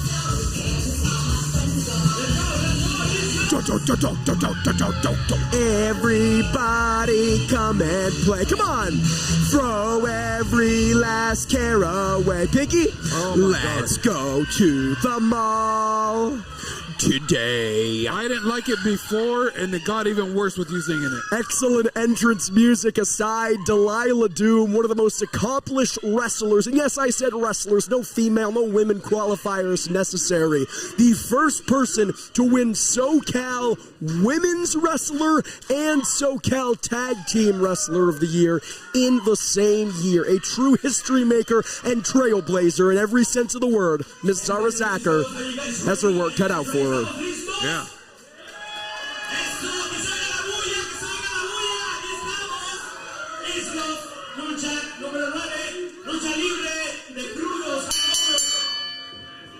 But Zacher, no joke in her own right. No slouch, not at all. Trained by the legend of all of Southern California, B-Boy. So you know anyone coming out of that Level Up school, they're accomplished themselves. She's legit a product of the Level Up Academy in San Diego. Only a few months into her pro wrestling journey, stands in stark contrast to Delilah Doom, nearly a decade in the game since her 2014 debut. It'll be interesting to see if the rookie can match wits and strength with the veteran here. Well, they don't call her the petite powerhouse for no reason. Zacher, I've seen her before. She could accomplish some amazing feats of strength. The last time I called a Zara Zacher match, she was in a scramble match with, I believe, 5 opponents, and she lasted to the final 2. It was elimination rules, and this rookie, who had years and years less experience than her opponents, managed to nearly win the thing, lasting until the final 2. So she is not to be trifled with. She is not to be underestimated. Look at that, using that gator roll to get a better position, but Delilah Doom switches it up on her. Delilah Doom has won championships across Southern California and beyond. Current SBWA Inner City champion. The first ever woman to hold the title, or any title there, at Santino Brothers Wrestling. Former Shimmer World Tag Team champion. I mean, the list goes on and on and on. And look at this. Making sure the gear is unstitched from one another. Hey, man, that gear's expensive. We don't want to be pulling threads and stuff and, mess that up, because I don't know if you've ever had something personally made for you. That stuff's expensive. What are you trying to imply? I don't have anyone who likes me enough to make something personally for me, Pinky? What are you trying to say here? I don't know. Looks like you bought that at JC. Yeah, I got this at Savers. I got this at the thrift store. What of it? Looks nice. Fits very well. It's not about me. It's not about my excellent attire or your less than favorable one, Pinky. It's about these two ladies squaring off, locking up in the center of the ring. Castle over here thrift shopping, but never mind. You said. Yep. Side headlock by Delilah Doom. Delilah Doom, really true of both Zacher and Doom. Short, but very, very strong, as Zacher looked to steal it there with a crucifix. Zacher with a head scissor cinched in on the veteran Delilah Doom. Very, very interesting that Zacher, the rookie, was able to catch the veteran in Delilah Doom so easily there, Pinky. Well, she was using those powerful legs, but that veteran instinct of Delilah Doom allowed her to get back to that side headlock. Both of these women with very powerful legs, a very strong base to combat their short stature here. Oh, yeah, you ain't lying. A wrist lock cinched in from Zacher. Delilah Doom trying anything she can to roll out into a cover. Not even a 1 count there. That signature aerobic offensive Doom coming into play, but might get counted down. Not so yet. Oh, look at that. Single leg takeover. Jackknife pin. Oh! Bridging out there is Zara Zacher. How about the core strength there into a backslide? Barely a 2 count. Sweeping her out. Cover here. The action fast and furious in the early going. A cover from Doom, kip up from Zacher.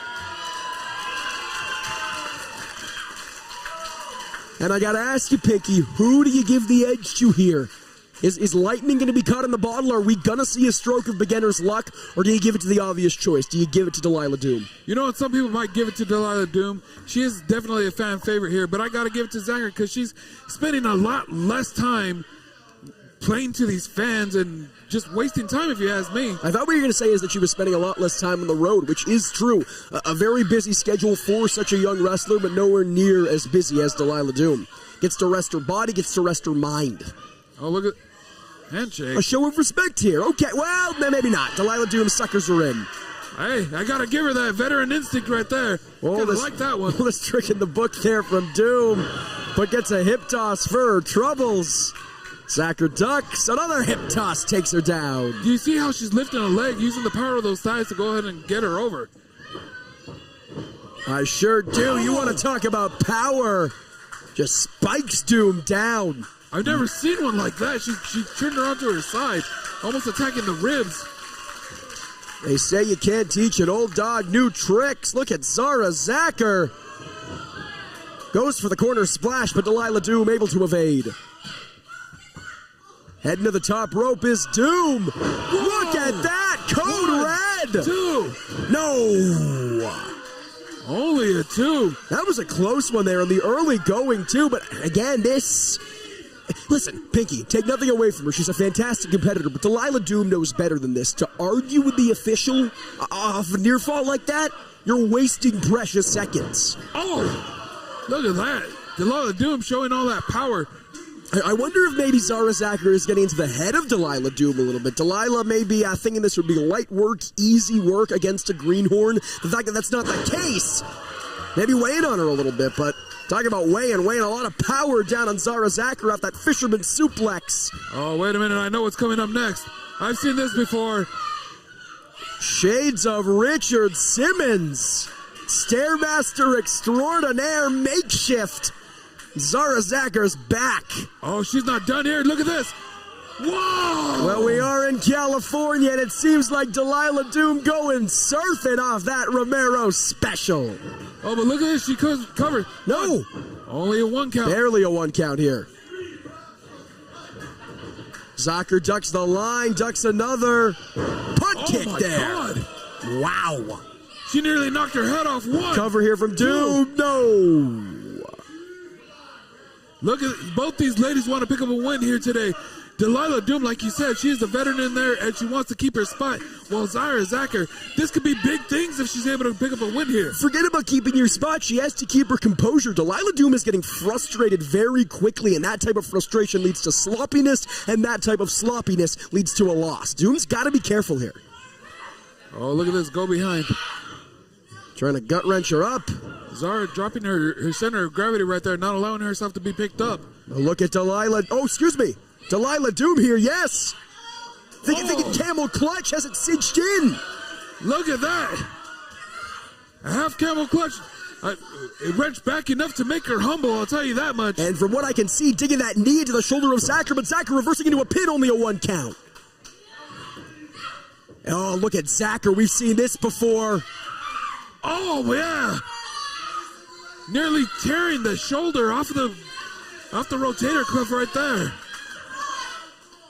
There's nowhere Delilah Doom could go. Is so far away from those ropes. Zachar has her right in the center of the ring. How on earth is Delilah supposed to get out of this? Oh, there you go. Into a pinfall. Zachar, no choice but to break the submission to kick out and save herself the match. You ask a question and Delilah Doom has an answer for you right there. Oh, look, she charges in. Up and over goes Zachar. But look at Delilah Doom. Oh. Gets leveled from Zachar. Once again, left hands, right hands. It doesn't matter. Zachar hitting you with everything she got, and that means an enziguri. Delilah Doom has those donut eyes all glazed over. Oh, look, here she comes. Handspring back elbow from Zara Zachar. And look at the athleticism. Cutter from Zachar. Like I'm watching The Matrix. This could be all she wrote, Pinky. No. Please tell me you've at least seen The Matrix. I have seen I'm not a fan, I must say. You didn't just watch the new one and say you're not. No, I've seen all four. I'm not a fan of any. Well, you don't know what's good. But well, you want to talk about fans? The fans rallying behind Zara Zachar here. You got to think a victory against Delilah Doom would be one of the biggest of her career. No, most definitely. Zara Zachar would definitely make a name for herself if she's able to pick up the win against Delilah Doom. No! It's cut across the back. Those axe handle shots. Oh, look at the power. Electric chair spike Zara Zachar. Chin first on that top turnbuckle. Jawbreaker repeated here from Delilah Doom. It's that aerobic offense coming into play as the backstabber spikes Zara Zachar. Just using the power of those legs and thighs. Oh, wait a minute. Oh, thick thighs and jazzercise coming into play in a big way. Oh, look at this. Gory bomb. She's going for the cover. This could be it. Two. No. And Zachar using her thighs of her own to push her off. I got to say, Castle, this match is like a cheap bucket of chicken. You know what that means? What? All legs and thighs. Get out of here, Pinky. That's quite enough out of you, my friend. Zara Zachar making her way up to her feet, but just crumples as soon as she does. They're getting up to a 3 count. Are they going to make it? Oh, look, they might have not made it to their feet, but they made contact, and that stops the count. Traded forearms, a makeshift bar fight here between Zachar and Doom. You know, Zachar, no stranger to facing off against veterans in her short career, less than half a year long. She's already had matches against the likes of the gifted and talented Ray Rosas and her own trainer, the New Age Punisher B-Boy. So this type of big match situation, this type of spotlight against a veteran is nothing new for her, but a shot like that just might be. Oh! High knee from Zachar lands. That's just with their own. Look at this, they're not done. Oh! European uppercut. Delilah Doom firing up, but gets caught from Zachar. Back and forth, who's gonna give? Oh, look at this, Delilah Doom done with the trading back and forth.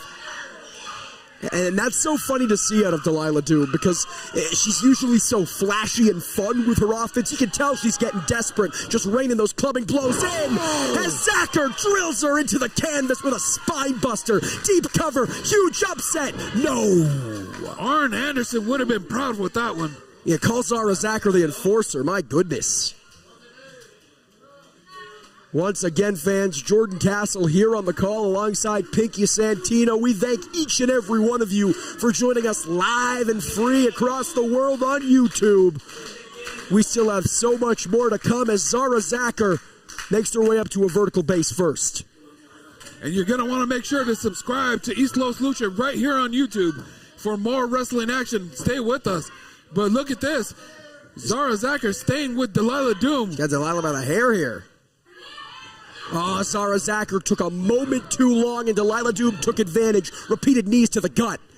Sends Doom against the ropes. Ducks the shot, does Zachar. Rolling elbow strike. I'm curious what the fans think. Those of you watching us live, leave a comment down below. Who do you think is going to pick up the win here? Is it going to be Zara Zachar or Delilah Doom? Zara Zachar Scales the top rope. Such a unique combination of a professional wrestler is Zara Zacher. She can strike as hard as they come. She can fly with the best of them, and you're seeing the ladder here. Oh, we're going to see it right now. Whoa! Moonsault! But Delilah Doom gets the foot up. Talk about that veteran instinct. She's got her up. She drills her down. Death Valley Driver. And she's not done. Look at this. Wrenching all the way. Is this it? The camel clutch is cinched in here. Oh, look at this.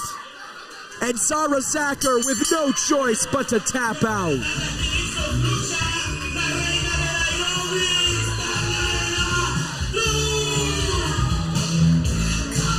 Huge victory for Delilah Doom, but take nothing away from the young Zara Zacher. More than holding her own here. Oh, yeah, most definitely. But Delilah Doom keeps her spot as the alpha lady here at EastLos Lucha. Huge victory for Delilah Doom, and up next, we're going to see the other half of Doomfly, Eli Everfly, defend his Cruiserweight Championship against Wicked Wicked, but before that, Delilah Doom administering some respect towards Zara Zacher here. Oh, look at that. Now, Clothesliner, do it! No? Come on, grow up, Pinky. Delilah Doom stands tall.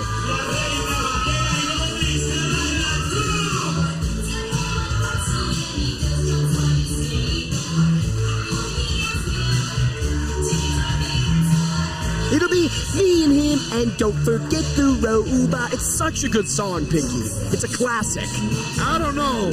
All I know is that there's a couple of times we saw Delilah Doom get upset. I can't wait till the day she comes out in all black and comes out to the Robin Daggers theme. You gotta stop fantasy booking here, man. This is getting ridiculous. Y ahorita vamos a tener nuestra lucha crucero. Esta lucha muy esperada. Así que, DJ. First of two championship main events on tap right now.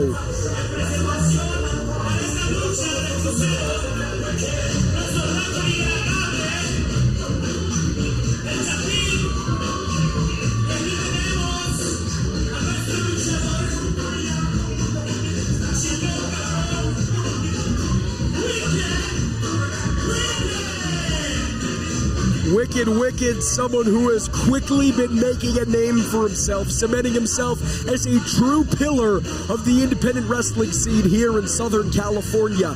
The reigning Gen Z champion of Pandemonium Pro Wrestling, undefeated in singles competition, brings his talents to EastLos Lucha and hopes to add another strap to his resume. Oh yeah, Wicked Wicked has been extremely impressive as of late.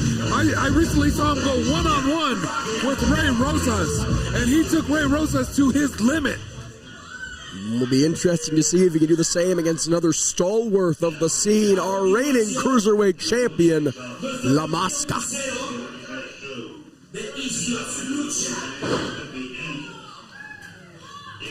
Estamos preparados para la mosca.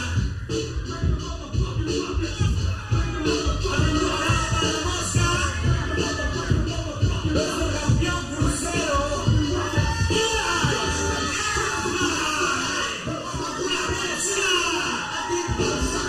With the brand new entrance mask to boot, the champion looking on fire here tonight. Oh yeah, the Fly is in town here, and he's rubbing his hands together. He's got a plan for Wicked Wicked, and he's bringing the ruckus. I think you can hear it. I'm not sure if this is Jeff Goldblum or Cruiserweight champion Eli Everfly. Remains to be seen. Fly reference, I get it. Yeah, like the movie, but also the mask he's wearing. You get it. Eli here for the better part of the last decade has ran the roost in Southern California.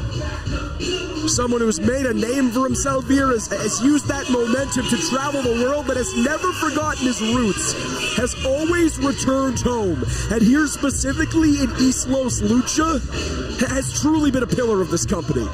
Oh yeah, there's no denying that at all.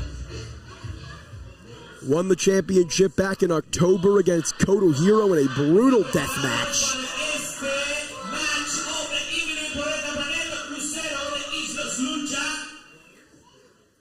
De ese lado tenemos a nuestro campeón, Eli. Del otro lado tenemos a Wicked. Elijan a su luchador preferido, yo no le puedo decir. The referee making things official here. That is what it's all about. Wicked taking a good long look. Are you guys ready for this match? Let's do this! Are you guys ready?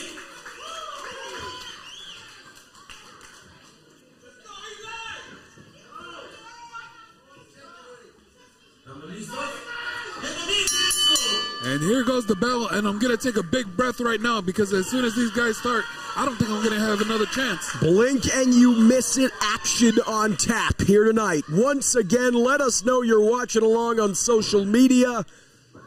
We are streaming live across the globe, free on YouTube. Jordan Castle and Pinky Santino on the call for this Cruiserweight Championship clash. And here we go. Eli Everfly kipping up, transitioning Wicked's wrist lock into one of his own. Wicked. Oh, just answering directly back. Look at that. Cartwheel there. With one hand. Agility and wrist control, a lethal combination from the challenger. As he just delicately hands the official the bandana. I love that. Talking about duality of man, but it might have cost him as Eli Everfly cinches in this armbar. Oh, but look at this. He rolls out of it and attacks that leg. And I've said it earlier in the show. This is a very smart move. Look at that, giving him a Charlie horse. If you can't... Oh, hold on. Eli Everfly with a sleeper hold, a choke hold. Got to be careful his own shoulders don't get counted down, you were saying, Pinky. Well, if you don't have those legs, you can't jump around. You can't be jumping off the ropes and doing all that stuff that these guys both like to do. And Wicked knows that better than anyone because he himself is a high flyer. So he knows all the tricks that Eli Everfly needs, that strong base, those strong, powerful legs to fully execute. And he knows exactly how much damage to Eli's ground game, to his offense, neutralizing those legs will do. Well, not a lot of people know this, but Eli is actually a practitioner of jiu-jitsu, so you can't doubt his ground game one bit. Look at this. Kipping up is Eli Everfly. Cover here. You're absolutely right, Pinky. As much as we talk about the high-flying acumen of Eli Everfly, he is such a well-rounded wrestler. You've known him far longer than I. You can attest to that. Oh, yeah. We were actually a tag team many, many years ago. Myself and Eli Everfly, but Wicked.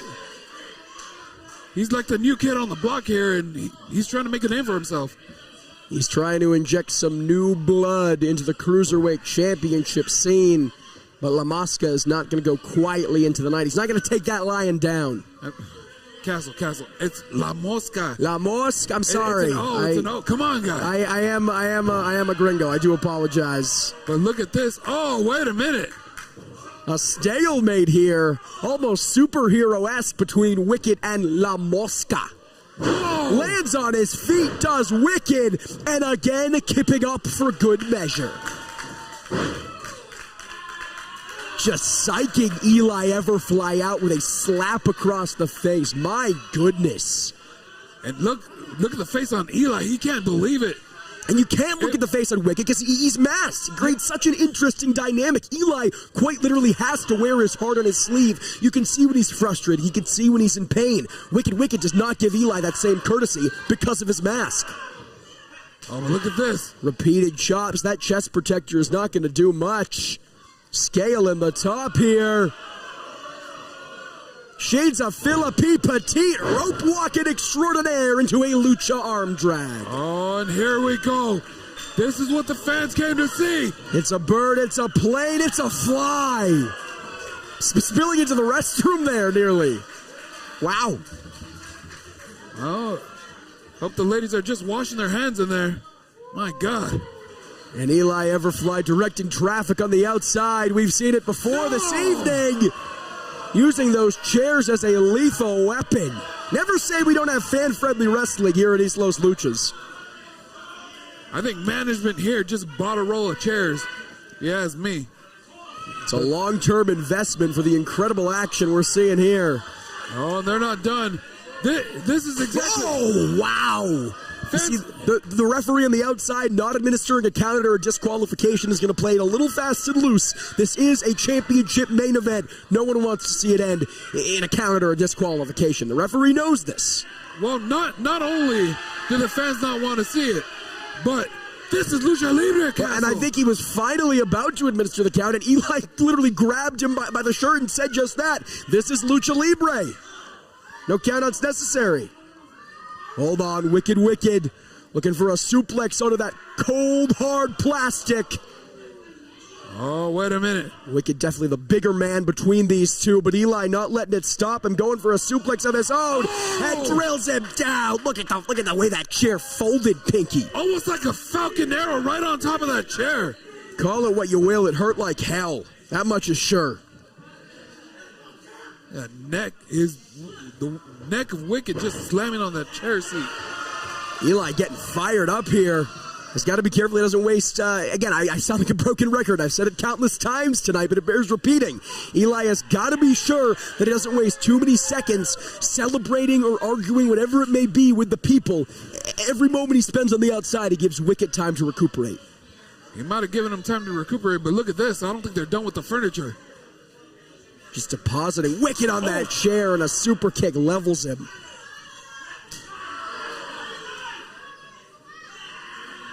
And look at this. Wicked firing up himself. Oh, wait a minute, no! Oh, definitely driver onto the chair! My God! Spiked directly on his back. Wicked looking to become Cruiserweight champion here.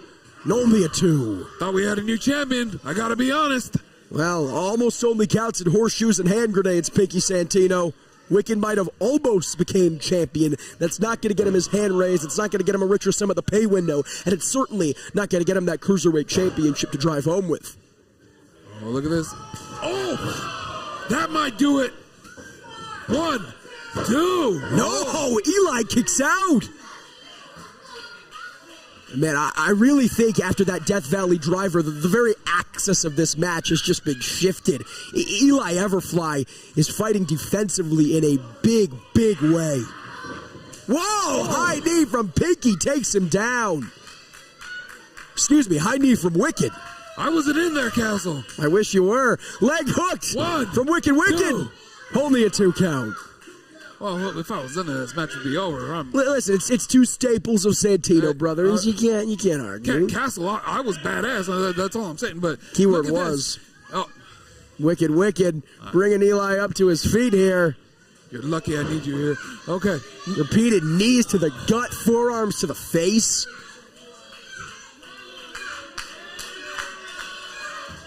Oh, he's setting up for something big. Oh, huge running uppercut there. Castle, I think I saw the whole ring shift on that one. It's almost like someone took the video that we're watching right now and put it into fast motion. The speed and ferocity would say as much. But no, that's just Wicked. That's just how fast and hard he hits. Lands on his feet into a diamond cutter. This is a signature move of Wicked. He could have this match won, but interestingly enough, not capitalizing here, Pinky. Looks like he's firing up and setting up for something big. Oh, wait a minute. But gets caught with a cutter of his own. Springboard variation from Eli Everfly.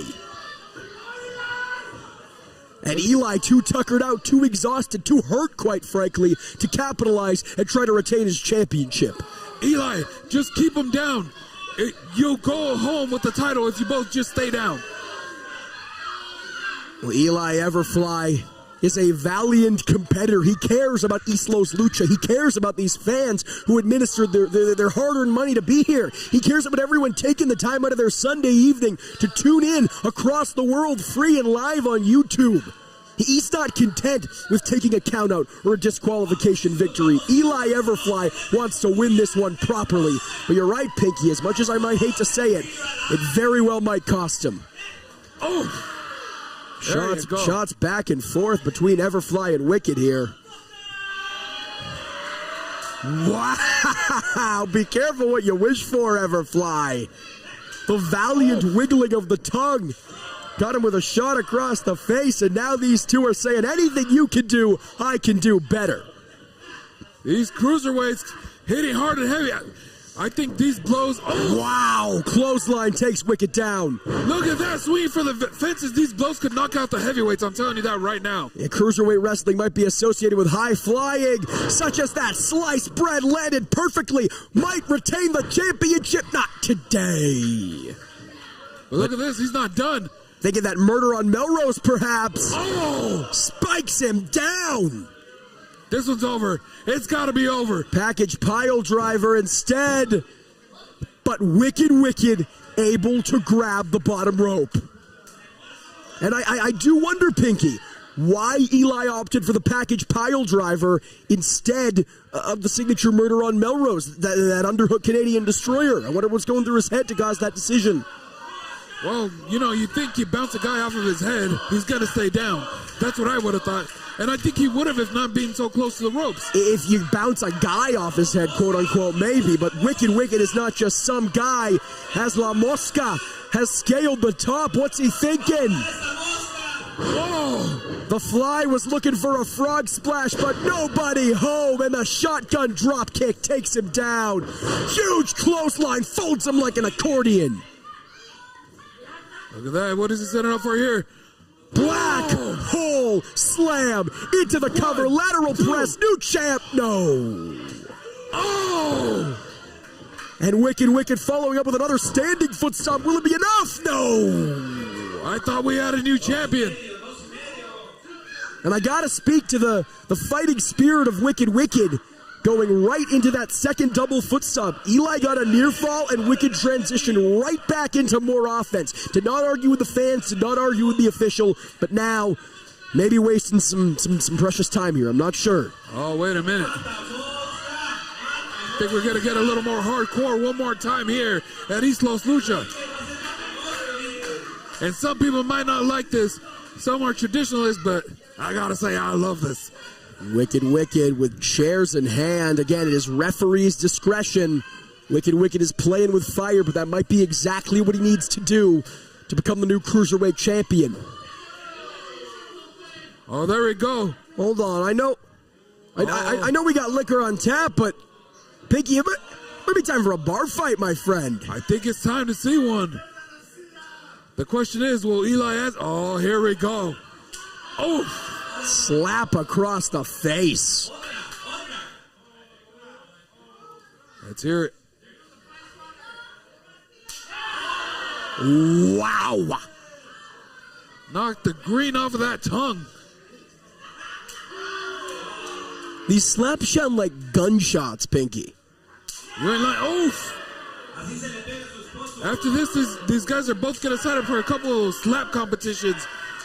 Oh, my God. Whether for pride or the glory of championship gold, neither man giving an inch, but finally Eli saying, I'm done playing around.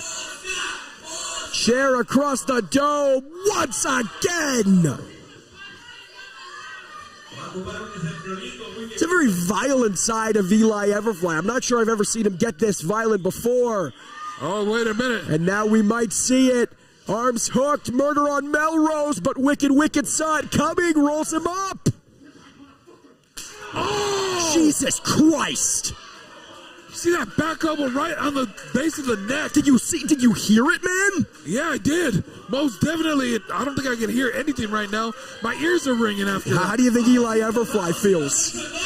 Hold on. God, Challenger taken to the skies. Mule kick. Moon salted and peppered here tonight. EastLos Luchas. That is exactly what I like to see. These guys tearing each other apart. But Wicked knows that in order to finish this one up, he does not have championship advantage. He cannot win on the outside. Rolls Eli back in. Leg hooked. Everfly kicks out. Oh! Stomping him right in the chest. Right in the sternum. And Wicked is not letting up, not letting the kick out deter him here. Deposits Eli on that top rope. So many times tonight we have seen competitors scale the top rope for a maneuver such as this one. And so many times it has resulted in utter disaster. What the hell is he going up for here? And maybe trying to deposit Eli in the electric chair? I'm not sure. Oh, Eli not going to allow it. Able to get out of dodge. Ducks under. Lands on his feet off that moonsault. Wicked lands on his feet with what? No, lands on his knees there. Might have clipped his knees. Oh. Enziguri kick.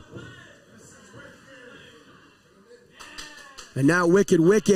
He's favoring that wrist off that funky landing, Pinky. Both these guys dazed. No. Look at this. Wicked will not be deterred here. Maybe thinking avalanche cutter, perhaps? Oh, wait a minute. Look at this. Big Frankensteiner off the top rope. And Everfly's not done. Spin kick. Call the police, Pinky, because there's been a murder on Melrose. 1, 2, 3. Everfly retains.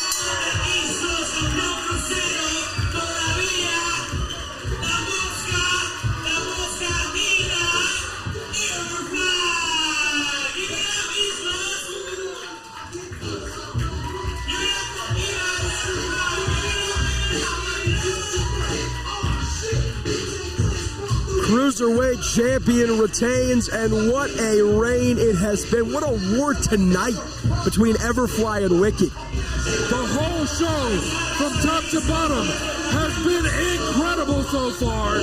The question is, the main event, are they going to be able to follow all of this? They got a tough task ahead of them, but if ever there was a main event on tap that's ready for the challenge, we got it.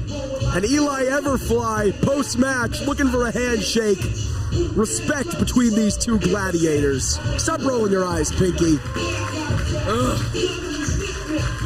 They were doing so well when they were hurting each other.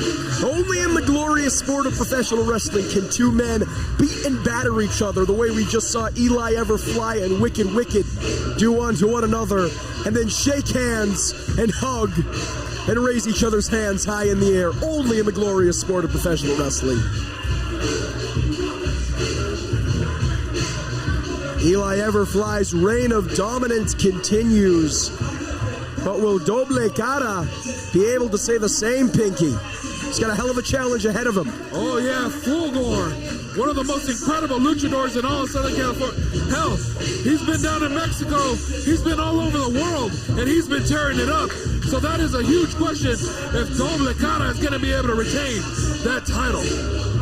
And I received word from the back shortly after the bell sounded for our last matchup that because of Mexican tradition, Mexican Lucha Libre tradition, Fulgor's pile driver has been banned for our main event. Oh, give me a break. Seismic shift. Will be very, very interesting to see how that plays into his strategy going up against the champion, Doble Cara. Well, let's head it to our announcer in the ring. Esta lucha es la lucha de campeonato de EastLos. A toda la gente que no lo sabe, lo está sabiendo. Aquí está nuestro referee de la tarde, nuestro referee. ¿Cómo quieren a los referees aquí en EastLos Lucha? Que se note el amor, que se note. Well, that's one thing I could agree with these fans on. I like to boo the refs too. You're a hater, man. Yeah, well, yeah. Bueno, como lo han visto en televisión, este luchador, alrededor de 14 años, se ha estado jugando en el estado de México. Si no lo conocen, ve aquí, desde Lucha Libre AAA. Viene desde Lucha Libre AAA, Fulgor. I feel like Pinky, at least here in North America, There are certain preconceptions about a luchador as being very small and svelte. Fulgor, the challenger here tonight, is anything but. This is a big, strong, beefy man. And you can see the size of his back. Jeez. The bell tolls. Can only mean one thing.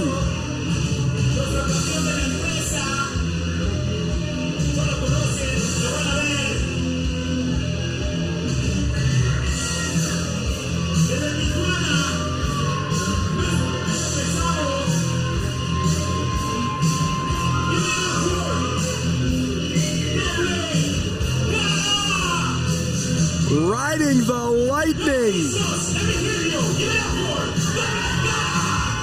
into the silk hands is the man who, back at EastLos Lucha 7, dethroned Big Dick Hoss Hogg for the heavyweight championship.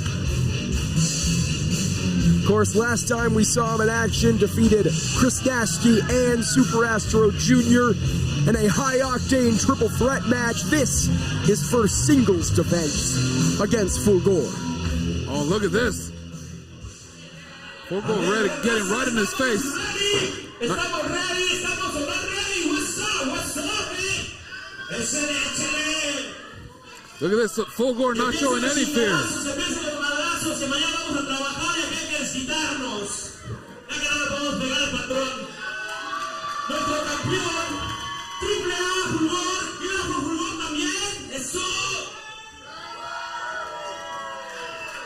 Our referee struggling to get things in control here. Yeah, if this is how much trouble he's having now, before the bell is even rung, how much do you think his hands are going to be full once the bell already rings? Oh, look at this. Fulgor took the title. I gotta say, I like that. Fulgor stealing the championship. There is some serious animosity between these two. Castle, I gotta say, I think we're gonna see a new champion here tonight. Oh, give me a break. It's a very bold prediction, Pinky Santino. Doble Cara's championship reign is only a few months long, but he has looked very, very impressive since winning that championship, since defending that championship. His second defense here tonight, and what a defense it is. Oh, look at this. Oof! Going after that arm. And we mentioned that strong base, that power of Fulgor really paying dividends here in the early going. Oh, look at this, look at this. He just locked up his arms. This is Lucha Libre, folks. Yeah, but Fulgor has got to be careful he doesn't get himself counted out here in the early going. Excuse me, Doble Cara. Castle, you know what? A lot of the luchadors here are so ugly that they wear a mask. That's not at all what it's ancient tradition. It's history. The thing with Fulgor is that he wears a mask because he's so handsome that none of these fans deserve to see it. I think you just have a bias towards guys with long, ugly beards, but that's just my what do you mean, take. Ugly beard? Look at that beard. That's an impressive beard. Well, he pulls it off. Certainly, I'm not sure everyone in the building does. Yeah, you know, me, him, definitely, yeah. And how about Fulgor with double birds administered to the people as he just sits out on the legs of Doble Cara here. Oh, Cara here reversing his fortune, thinking crossface, but as soon as he gets it, Fulgor with an arm full of rope. Oh, wait a minute. And Doble Cara usually much more good-natured than this. He's going to get himself disqualified. I mean, I'm sure he would retain the championship, but this is a main event. I don't think he wants to give Fulgor an excuse to come back with a rematch. He wants to settle this score, whatever it may be, right here, right now. I'm conflicted. I don't like Doble Cara, but I do want to see him punch the referee in the face. But that's just me. What's your beef with the referee? I like his mustache. That's exactly my beef. Thinks he's so cool with that mustache. Needs to shave it. And there's already been far too much talk of facial hair in our main event here, folks. But once again, Jordan Castle and Pinky Santino on the call. The EastLos Heavyweight Championship on the line. Doble Cara defending against Fulgor. Oh, look at that. Spinning out into a leg lock here. Fulgor reaches for the ropes, just writhing in agony. You don't need to see the face under that mask to know how much pain he is going through right now. Makes to that bottom rope. Look at that. Breaks it one more time. Wait a minute. And again, right back where we started. It's like Groundhog Day here. Doble Cara threatening to assault our official. Punch that stupid mustache off his face. Wait a minute, Castle. I just noticed something. You're just jealous because you can't grow facial hair. I can grow a mustache. You can't grow a mustache or a beard. I choose to be clean shaven for purposes of the job, all right? It's enough. Yeah, right.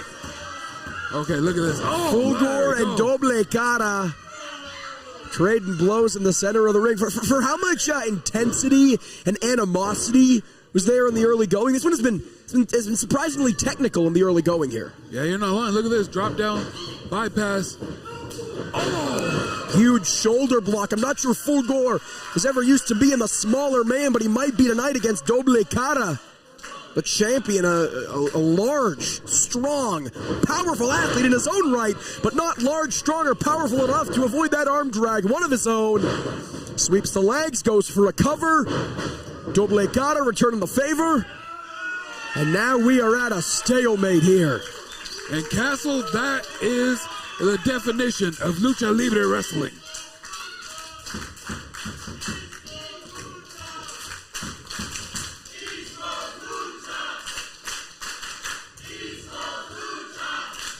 Doble Cara ducks under, wheelbarrow. Oh, gets deposited. Wheelbarrow, nothing. Fulgor had it scouted. My goodness.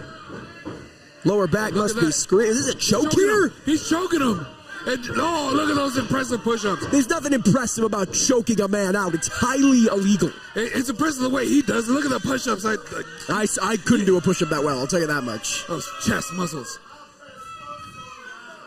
The fans love it. Listen to this. He's telling the fans they're number one, I believe, Pinky. Yeah, I believe it. You believe the fans are number one? You've been talking about how much you hate the fans all night. The fans are not number one. Fulgor's number one. That's why he's going to walk away with the title. Fulgor number one, Mexico number one, Doble Cara Fui, something like that. Basement drop kick from Fulgor. Sends him down. Oh, we got more chairs in the ring. And again, the official, it's referee's discretion. And unlike our Cruiserweight Championship contest, this referee, less fast, less loose, and can hardly blame him. And he wonders why everyone wants to punch him in the face. I swear. Fulgor does not need a chair. He levels Doble Cara well enough with a super kick. See, listen to these stupid fans. They want the chairs. Well, it's not a popularity contest here tonight. No, it's a championship match. More specifically, an EastLos heavyweight championship match. Oh, wait, these guys are taking it to the outside. Getting dangerously close.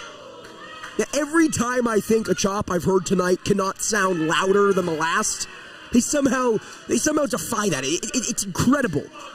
Wait a minute, no! Oh, man. Doble Cara just spilling amongst those chairs. He's lucky if he didn't clip his neck on this hard linoleum floor here. Dang. Pretty soon he's going to be Doble Cara, not because he paints his face, but because one half of his face is it's literally split open, yeah. But not letting it deter him here. Absorbing the chops of Fulgor. Back and forth go these two. Oh, look at that. Fulgor getting the upper hand. Fulgor, of course, recently moving from Mexico to the United States for an expedition. I've seen him pop up in Epic Pro, AAA, GCW, anywhere that's anywhere, and finally taking his talents to EastLos Lucha, hoping to become the new heavyweight champion. Oh, here we go. The batter's at the plate. Are we going to see it? But once again, the referee saying he'll have none of it. Fulgor's lucky the referee grabbed the chair. The referee could just as easily let him clock Doble Cara and disqualify him. But nevertheless, Fulgor dropping Doble Cara with a suplex. Cover here.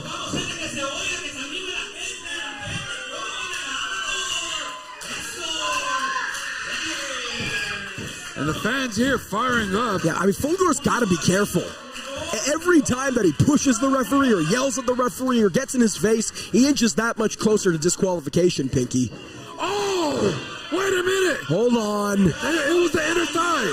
It was the inner thigh, Castle. I'm not so sure about that. The referee's positioning was a little off, but Doble Cara gesturing towards his nether regions. I think Fulgor might have caught a hit below the belt.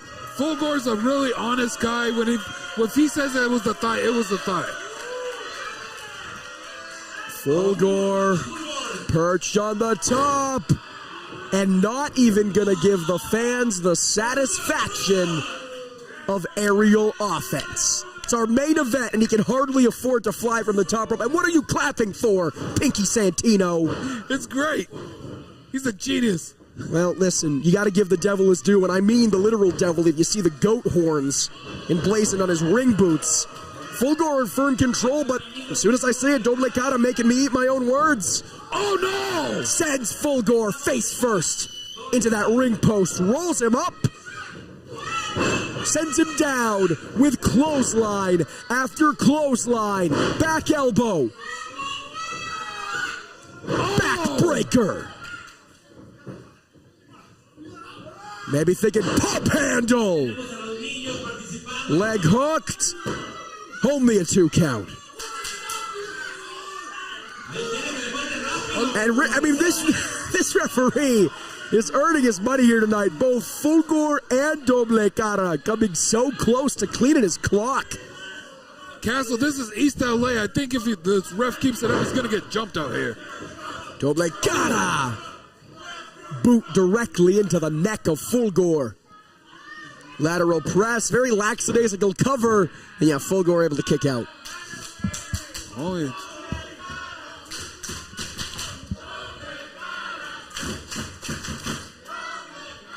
The fans firmly behind Doble Cara here, Pinky. Whoa, what do they know? Look at this. Oh, no. He just wrapped him up with his own arm. The Fulgor fighting out with those big, massive elbows. Oh! Deposits him with a slam here.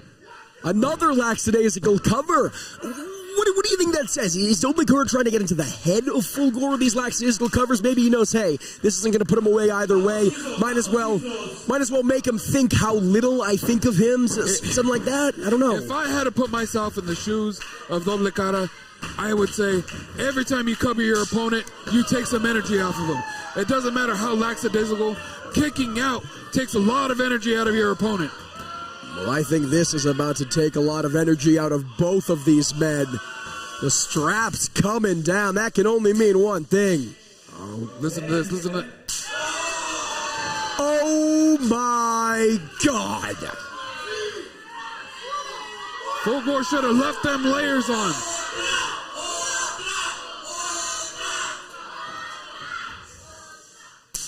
Oof! Reaching new decibels I did not know were possible. Breaking the sound barrier here tonight, Pinky.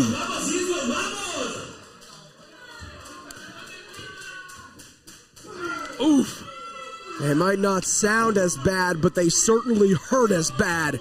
Repeated forearms, Fulgor gaining the advantage, double bird, but it might have cost him as Doble Cara with a forearm of his own staggers Fulgor, but Fulgor returns with a roundhouse kick.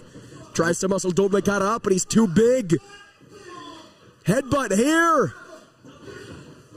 Oh, no. We saw that wheelbarrow into a cover. This time it lands. No. Doble Cara and Fulgor both duck, and now both men taken down in synchronicity. Oh, wow.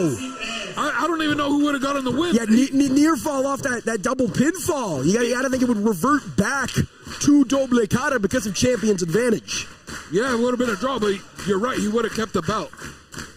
What a coward. Sure, that's how he would have wanted to win. I don't think it was an intentional double pinfall here, Pinky. I literally think both of these men were knocked senseless and happened to land on each other. Look at this. These guys ain't done.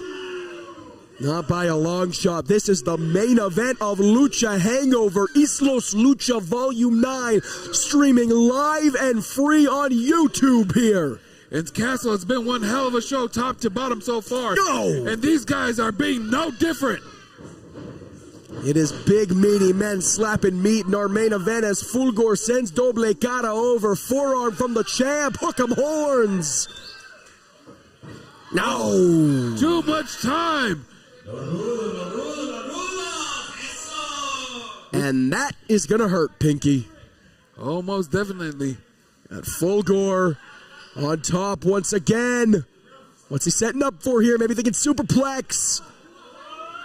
Superplex lands. These guys almost went through the ring. Cover here, very lackadaisical, arm draped over, and it wasn't enough. I don't know if that was lackadaisical. I think that was all he had left. I don't think it was intentionally lackadaisical, but I think, as you're right, as you say, Pinky, lackadaisical was all he could muster. And I do wonder if Fulgor had it in him to go for a deep cover, to hook those legs. I don't want to speak out of school here, but I think he might have became the champion. And he might become the champion now, but as we mentioned, this pile driver is banned, a signature of Fulgor. EastLos management have banned it in accordance with Mexican tradition. Nail him! Nail him! And finally the sick kick takes out the ref. Yes! Road Warrior pop here tonight. Fulgor goes for the roll-up. Alright, what was that? That's... Somebody came in and Dos Caras thinks he got the win. That wasn't the referee. That's Fulgor's brother. Wait, are we gonna see it? That is Fulgor's brother here, and Doble Cara is none the wiser.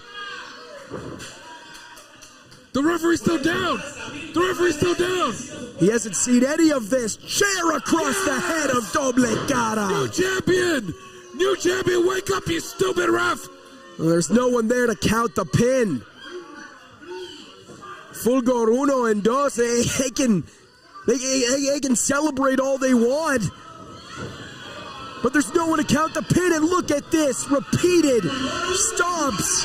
And the Lucha scumbag, Chris Nasty, who we saw gain a measure of revenge against Big Dick Hoss Hog earlier on tonight, evens the odds. Tope Suicida spiking onto our stage.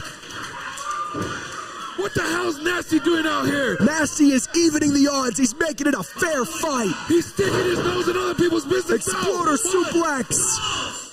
No!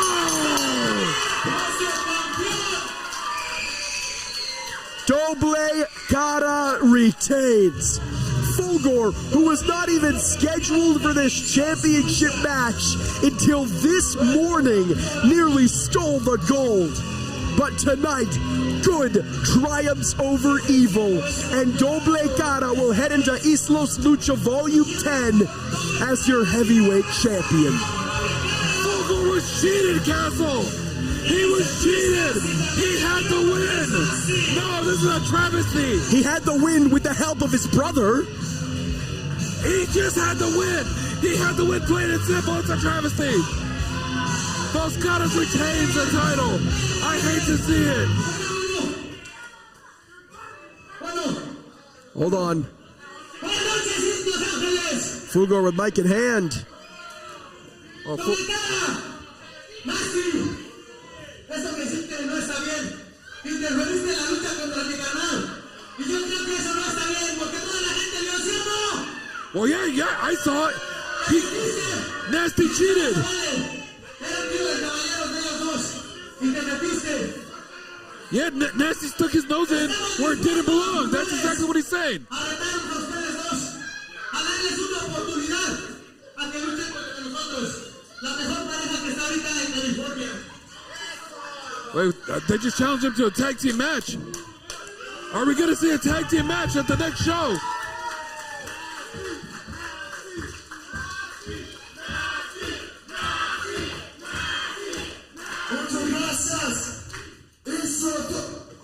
Oh my God! Chris Nasty with a low blow to Doble Cara. The hell? What? Chris Nasty, you should even the odds for Doble Cara against the Fulgor brothers. What the hell is this? Shut the hell up!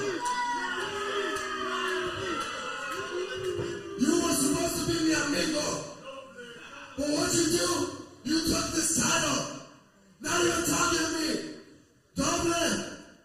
Fuck you. Whoa! Well, perhaps Chris Nasty still holding grudges against Doble Cara after losing that triple threat match that also included Super Astro Jr. back at EastLos Mania. But I mean, this is sick. Doble Cara just went through a hellacious main event, a beatdown for the Fulgor brothers. I don't believe my eyes. You know what? I hate that Fulgor lost, but I'm kind of loving this new side of Chris Nasty. He tricked everyone. Everyone loved him, and he said, well, I can't say what he said, but you heard it, Castle. You heard it right in the middle of the ring. Nasty truly living up to his name. Folks, we are out of time. For Pinky Santino, my name is Jordan Castle. This has been EastLos Lucha Volume 9 Lucha Hangover. Subscribe, follow our socials, and we will see you back very, very soon. Good night, and thank you.